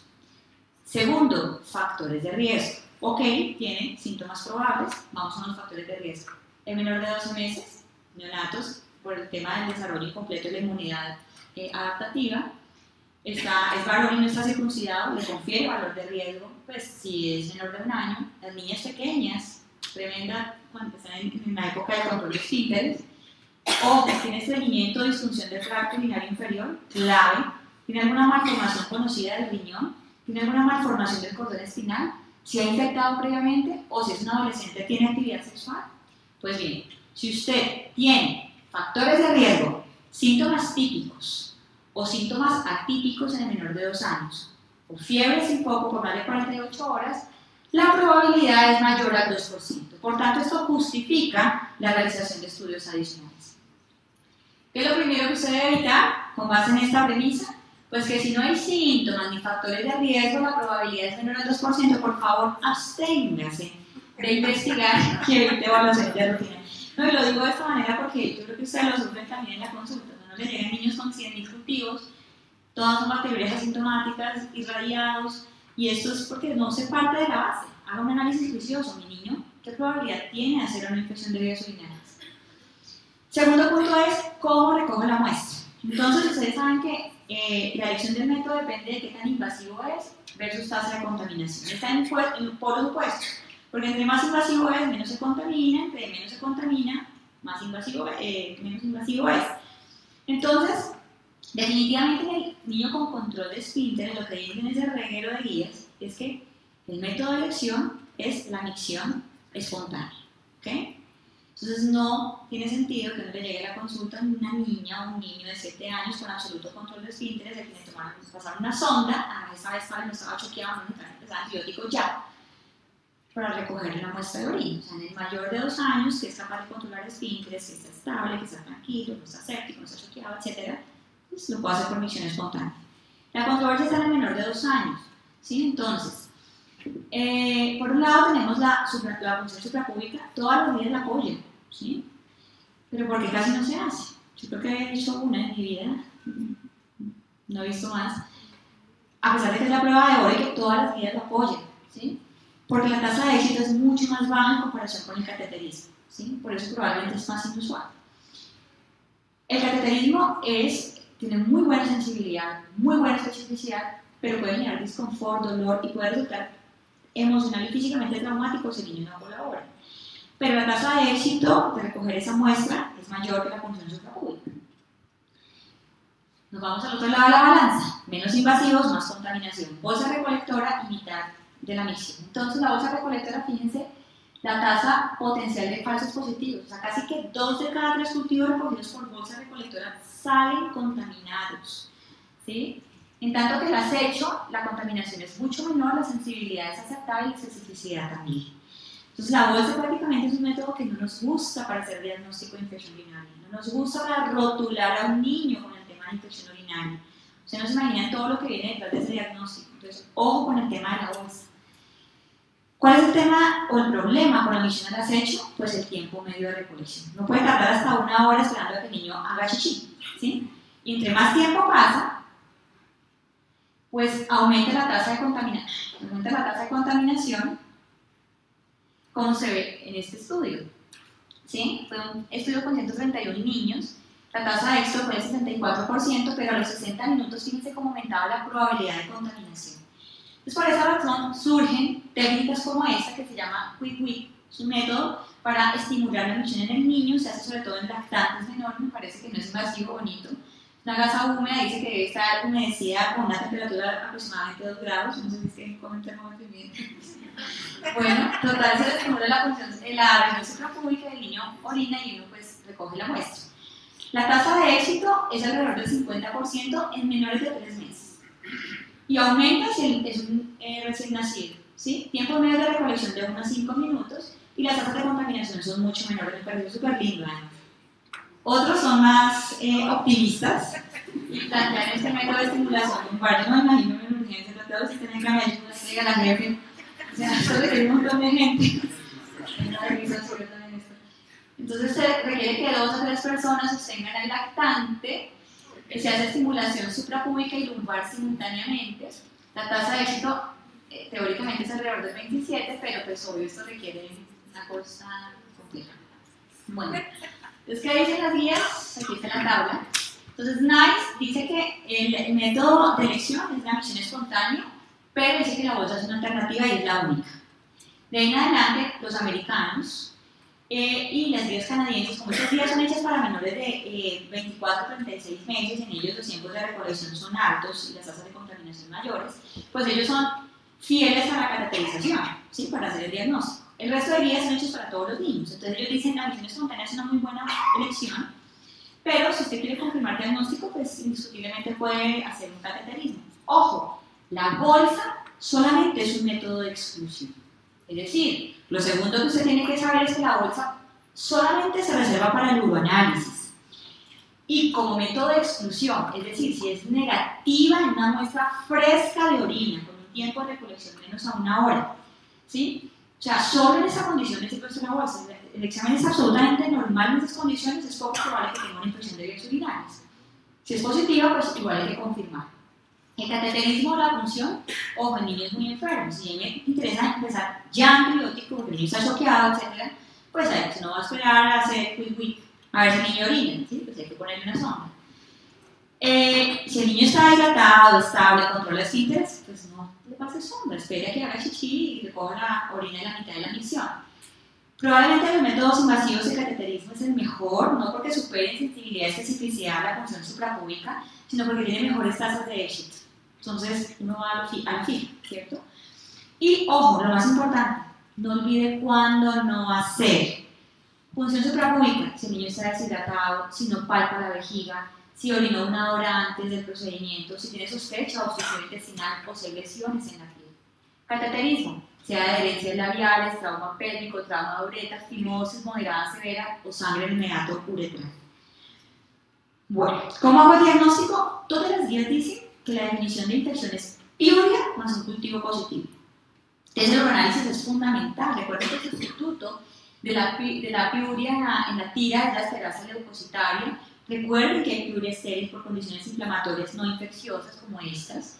Y fíjense que esto es, no, creería que esto es clarísimo en la literatura, y no, la definición de piuria no está clara en la literatura, pero lo que se dice es que serían 5 litrocitos por campo de alta magnificación de orina centrifugada o 10 por milímetro cúbico de un conteo automatizado de orina no centrifugada. Entonces, los nitritos que tanto nos gustan, pues son muy específicos, ¿sí? Sobre todo para infecciones pues, por gram negativos, pero tienen un problema. Es que para que haya conversión de nitratos a nitritos se requiere al menos un tiempo la orina de 4 horas dentro de la vejiga.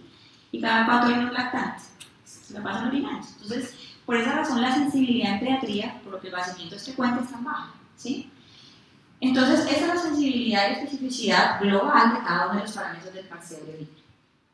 En cuanto al cultivo, entonces, aquí viene la otra confusión, no le dicen a los pacientes, doctora, y entonces tiene 50.000, tiene 70.000, tiene 25.000 y una bacteria, ¿es o no es? Y creo que la confusión parte de esto, ¿sí? Entonces, fíjense que hasta el 2016, lo que podemos decir es que por cateterismo, todas las guías decían que eran 10 a la 4 unidades formadoras de colonia. Por misión espontánea, 10 a la 5, ¿cierto? La única que da una recomendación en cuanto a la bolsa son las guías italianas, las demás la obvia. Pero ¿qué pasa en el 2016? Las guías europeas dicen, vea, entonces por función suprapúbica, definitivamente como han dicho los previos, cualquier crecimiento, si es por cateterismo, más de 10 a la 3, y si es por misión espontánea, 10 a la 4 o 10 a la 5, dependiendo de si hay o no síntomas y factores de riesgo.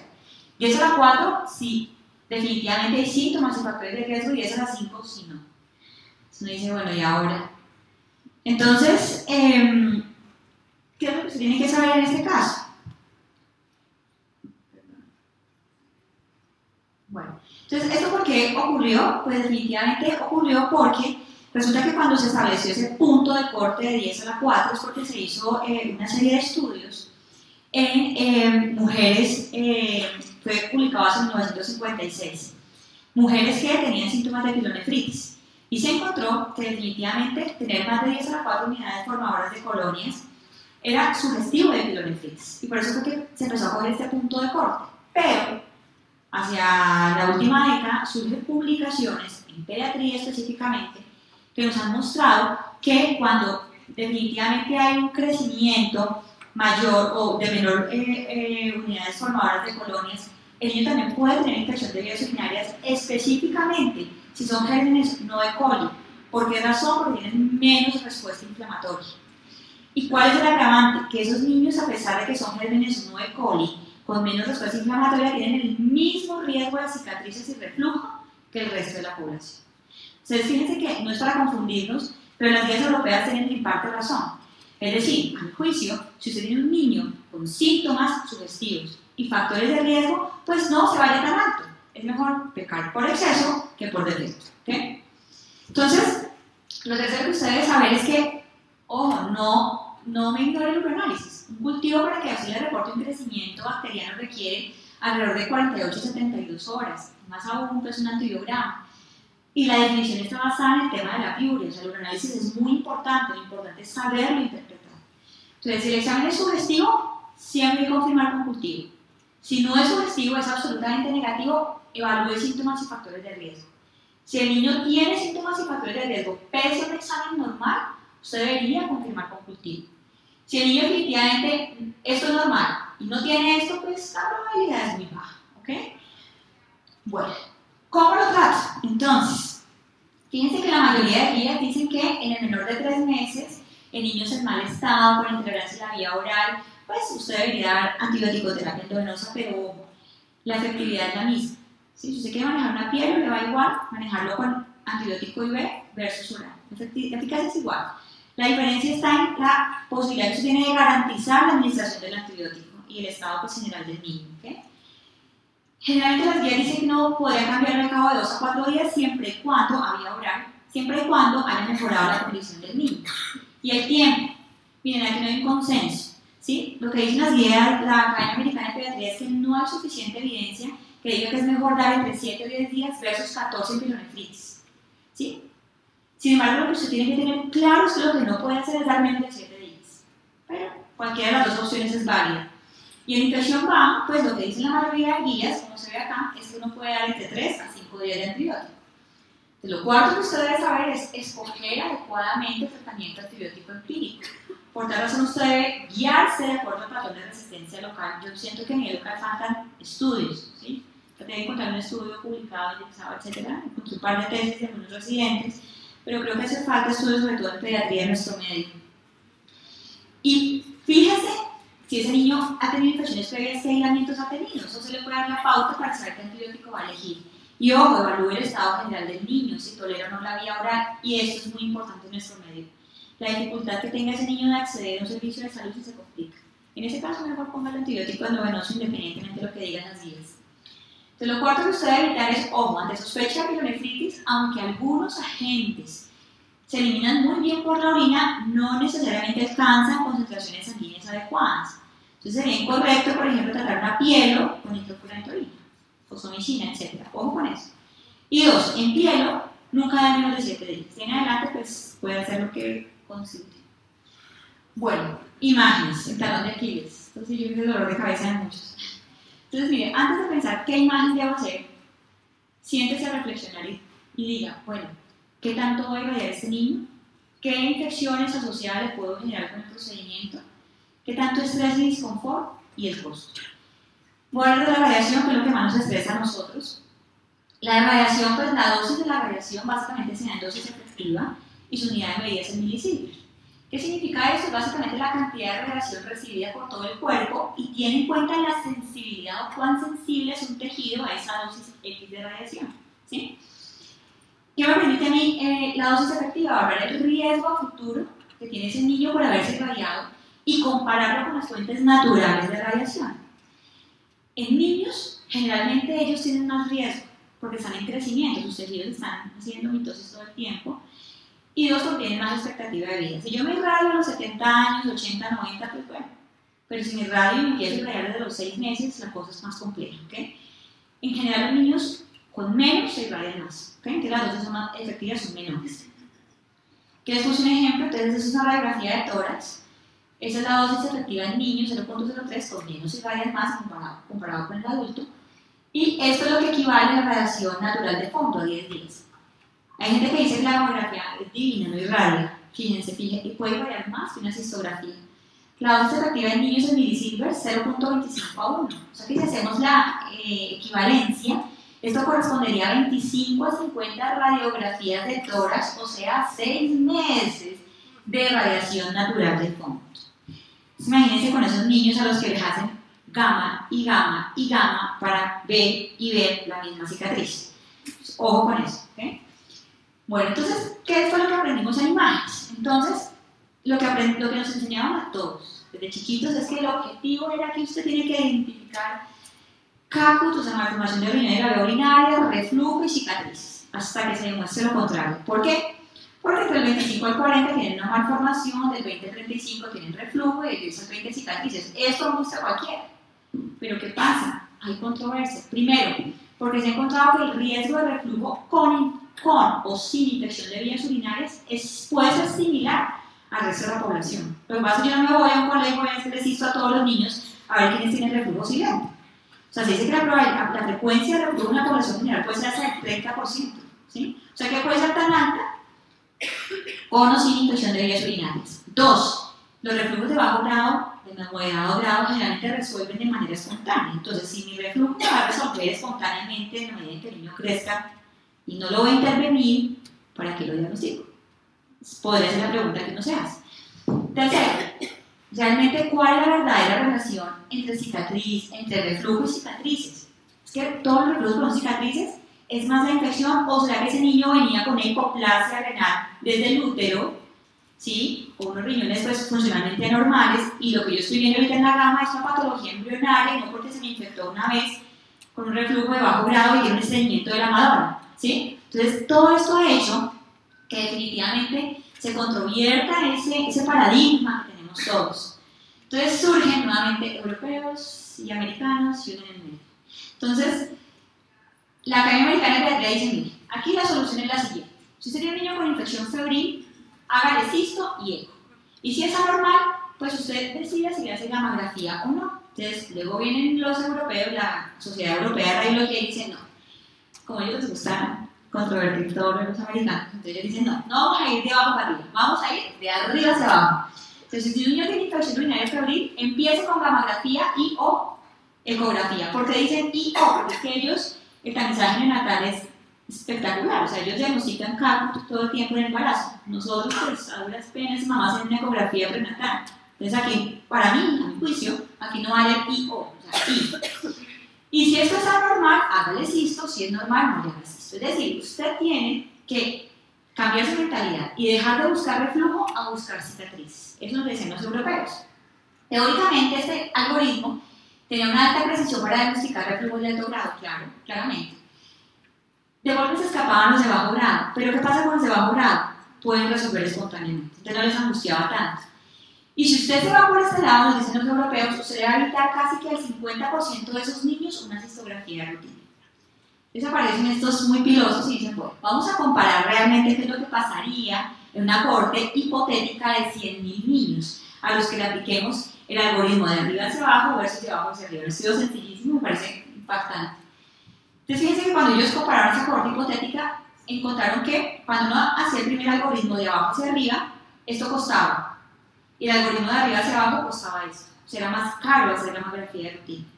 Y miren la radiación. Les dije al comienzo que la gente creía que la mamografía irradia mucho. Fíjense lo que se irradiaban los niños que arrancaban con cisto y lo que se irradiaban los niños con mamografía. Es decir, que hacer la mamografía de rutina resultó ser más costoso e irradiar más. Entonces aquí en las guías. Entonces no encuentra qué dice esta, qué esto, qué bueno, en fin. Pero bien, en general, lo que uno tiene que tener en cuenta es que las recomendaciones con base a las, o con relación a las imágenes se basan en esto. Uno, si el niño tiene infección urinaria febril y es recurrente. 2, si el niño tiene más o menos de 2 años. ¿Sí? Pues, si es menor de 2 años, es mayor la probabilidad de malformaciones. Si hay alteraciones por ecografía, ¿sí? Si hay alteraciones en el llenamiento de la vejiga. La gente no sé si no mira riñones y se le olvida la vejiga. Si hay infecciones atípicas, no hay coli, el niño que me hizo un absceso que se me complicó, si hay dificultades en los servicios de acceso, ¿sí? Yo tengo un niño que llegó con infección urinaria en su segundo episodio, parece bien, tiene 2 añitos cumplidos, pero es un niño que vive, no sé, en el Amazonas, pues probablemente la única oportunidad que yo tengo es diagnosticarlo, entonces ahí las guías no van, ¿ok? Y si hay historia familiar de reflujo, pues saben que la probabilidad aumenta. Entonces, de manera global, ¿qué dicen las guías? Que la ecografía no es invasiva, es económica, disponible, a nosotros nos fascina, somos fan número 1 de la ecografía. Aunque solo con la ecografía uno podría perder el 33% de los niños con riesgo. Pero permite además diagnosticar otras malformaciones y complicaciones y no irradia. En general, ¿qué dicen las guías? Que todos los menores de 2 años deben tener ecografía y en los mayores sí hay factores de riesgo. Vuelve y juega. En nuestro medio de tamizaje neonatal, prenatal es deficiente aún, en mi juicio, razón por la cual creo que todos deberían tener ecografía. ¿Okay? La mamografía, la indicación no es para nada clara. Cualquier día dice alguna cosa diferente a las demás. Lo cierto es que es el gol estándar para piel y cicatrices. No necesariamente cambia el manejo agudo ni descarta un reflujo al 100%. Yo puedo tener reflujos de moderado, incluso de alto grado con mamografías normales. ¿Okay? Es mucho más costoso y ahí vimos que irradia. Y la cisto Es la prueba de Boro, sin lugar a dudas, para diagnosticar reflujo. Permite ver uretra y vejiga, es importantísimo, pero ¿cuál es el tema? Irradia, puede ser asociada a infección urinaria, el disconfort y por supuesto el alto costo. De manera global, ¿qué podemos decir que concluyen las guías? Que debería pensarse en cisto en niños con infección recurrente, ecografía anormal y o otros factores de riesgo. Les hago hincapié en la palabra recurrente porque no les suele llegar mucho, ¿no? Un niño con primer episodio de infección urinaria, que además tiene estreñimiento, que está en pleno control de esfínteres, pero ya llega con cisto gamma porque es una pieloclínica, ¿sí? Y después del primer episodio. Entonces a veces es muy importante tener en cuenta la recurrencia, ¿ok? Entonces lo quinto que usted debe saber es que ningún algoritmo, probablemente como pasaba la doctora Segundo con hipertensión, que es otra locura, o guía tiene todas las respuestas, ¿sí? Posiblemente el objetivo no sea buscar reflujo, ¿sí? Sino usted debe buscar y debe pensar cuáles son los pacientes de riesgo. ¿De riesgo de qué? De desarrollar cicatrices o enfermedad renal crónica. ¿Qué pacientes se podrían beneficiar realmente de que el reflujo que yo probablemente voy a diagnosticar se va a intervenir? ¿Sí? Y ojo, siempre busco esos factores de riesgo independientes, disfunción del tracto urinario y estreñimiento. Lo que les decía en cuanto a la ecografía. Ojo, en nuestro medio quizás sea mejor hacerlo así. Eso es súper importante, la disfunción del tracto urinario inferior, que consiste en la obstrucción funcional del tracto urinario en ausencia de alteración anatómica, que conlleva a éstasis urinaria, y finalmente esto me favorece el crecimiento bacteriano. Resulta que más o menos el 44% de los niños con reflujo tienen este problema. O sea, casi que 1 de cada 2, ¿sí? O sea, es una cosa súper frecuente. ¿Y eso por qué ocurre? Porque la disfunción del tracto urinario y el estreñimiento coexisten. Una explicación es porque el origen embriológico y la inervación de ambos sistemas es similar. Dos, porque esa me la prestó la doctora Lucetela González, pero me parece que es una gráfica que lo dice todo. O sea, la materia fecal puede empujar la vejiga, reduce la capacidad que tiene esta de extenderse, y adicionalmente si al niño le duele para hacer popó, eso genera un mecanismo reflejo que hace que la relajación del piso pélvico no sea adecuada. Entonces eso genera todo una incoordinación. Entonces, ¿qué dicen las guías europeas? Mire, usted tiene que tratar ese problema antes de pensar en tratar el reflujo. Es así de importante. Esto es una gráfica obtenida en mi tesis de grado de residente. Entonces, esto fue hecho por subsidio, revisé como 800 historias hechas todas por doctoras del fondo en esa época y incluimos 405 niños con reflujo. Y lo que intenté fue revisar los factores que impactaban negativamente en la resolución espontánea de reflujo y adivinen cuál fue. Pues la disfunción del tracto urinario inferior. Entonces, eso es sencillísimo. Miren, si el niño no toma agua, pues eso se traduce en un bajo volumen urinario. Si hay vaciamiento infrecuente y hay bajo volumen urinario, pues hay crecimiento bacteriano. Si el niño tiene estreñimiento, eso se traduce en ¿qué? Disfunción del tracto urinario. Si hay disfunción del tracto urinario, ¿eso en qué se puede traducir? Incontinencia y regurgitación de la orina, por ejemplo, a la vagina. ¿Eso qué aumenta? La humedad. Y si la muchachita no se limpia bien, pues aumenta la colonización perineal por estos gérmenes. O sea, esto es todo un círculo vicioso. ¿Y saben qué es lo mejor? Que es facilísimo. Tome agua, orine, corrija el estreñimiento y mejore la higiene. Sencillísimo. ¿Cómo se hace el diagnóstico? Más fácil aún. Haga una buena historia clínica, hágale un diario misionar, mire la ecografía, ¿sí? Haga una reflujometría libre, no irradia, sencillísimo, no invade. Es decir, es un abordaje que es económico, que no irradia, que no invade, que está ampliamente disponible. Como me gusta a mí cuando me voy de compras. Bueno, bonito y barato, pero olvidado, desafortunadamente. Finalmente, en cuanto a profilaxis, eso es lo que todos aprendimos. Reflujo igual a piel igual a cicatrices, cicatrices igual a enfermedad crónica igual. En fin. Entonces, lo que nos enseñaron fue, miren, en los años 70, hay que romper ese círculo. Entonces, definitivamente, denles profilaxis y en casos refractarios, hágales cirugía. Pero luego vienen todos estos estudios y dicen, mire, uno puede desarrollar pielonefritis en ausencia de reflujo. La pielonefritis no necesariamente conlleva cicatrices, ojo con el tema de la patología fetal. Y como ya todas las hacemos eco en el tercer trimestre y podemos encontrar malformaciones, pues no es tan necesaria la profilaxis porque seguro lo vamos a intervenir antes de que incluso usted le haga una infección urinaria. Entonces esto se cae. Entonces surgen esos estudios que a mi juicio son los más importantes en profilaxis en el mundo. Está River y Prevent. perdón, hecho en Estados Unidos, Australia. Ambos intentaban comparar placebo versus trimethoprim sulfa para reducir el riesgo de infección recurrente.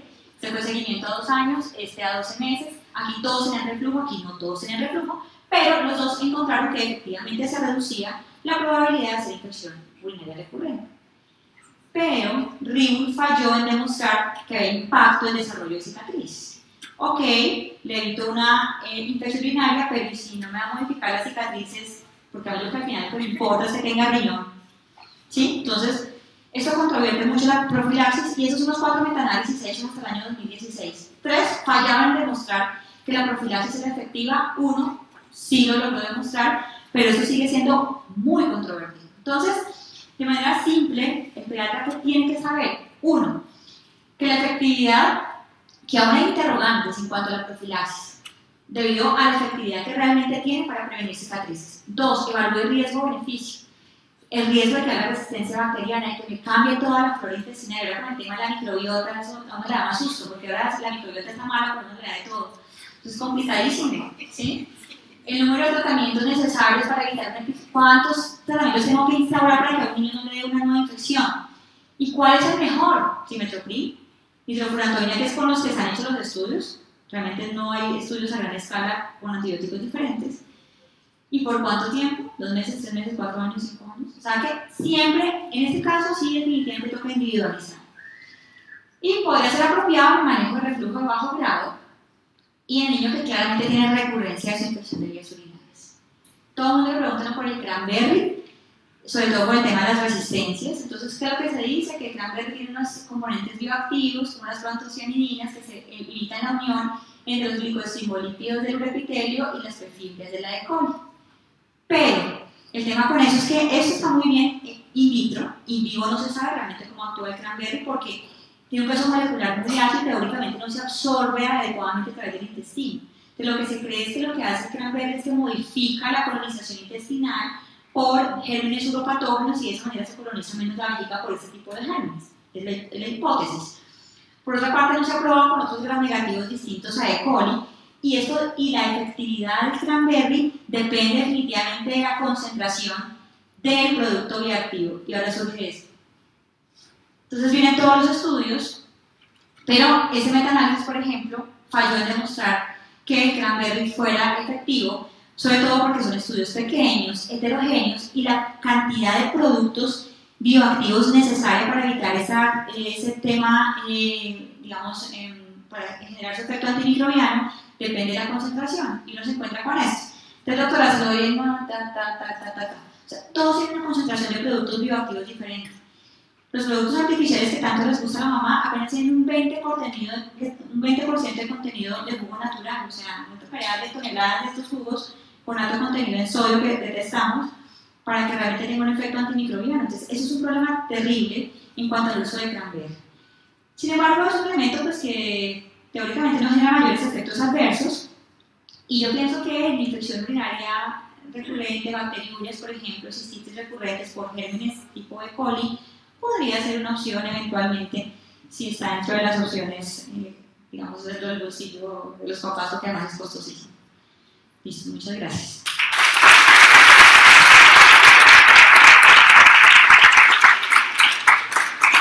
Muchísimas gracias a la doctora Mayeli por una excelente exposición. En realidad es un tema que a todos nos concierne y creo que todos nos hemos visto expuestos, pues que en realidad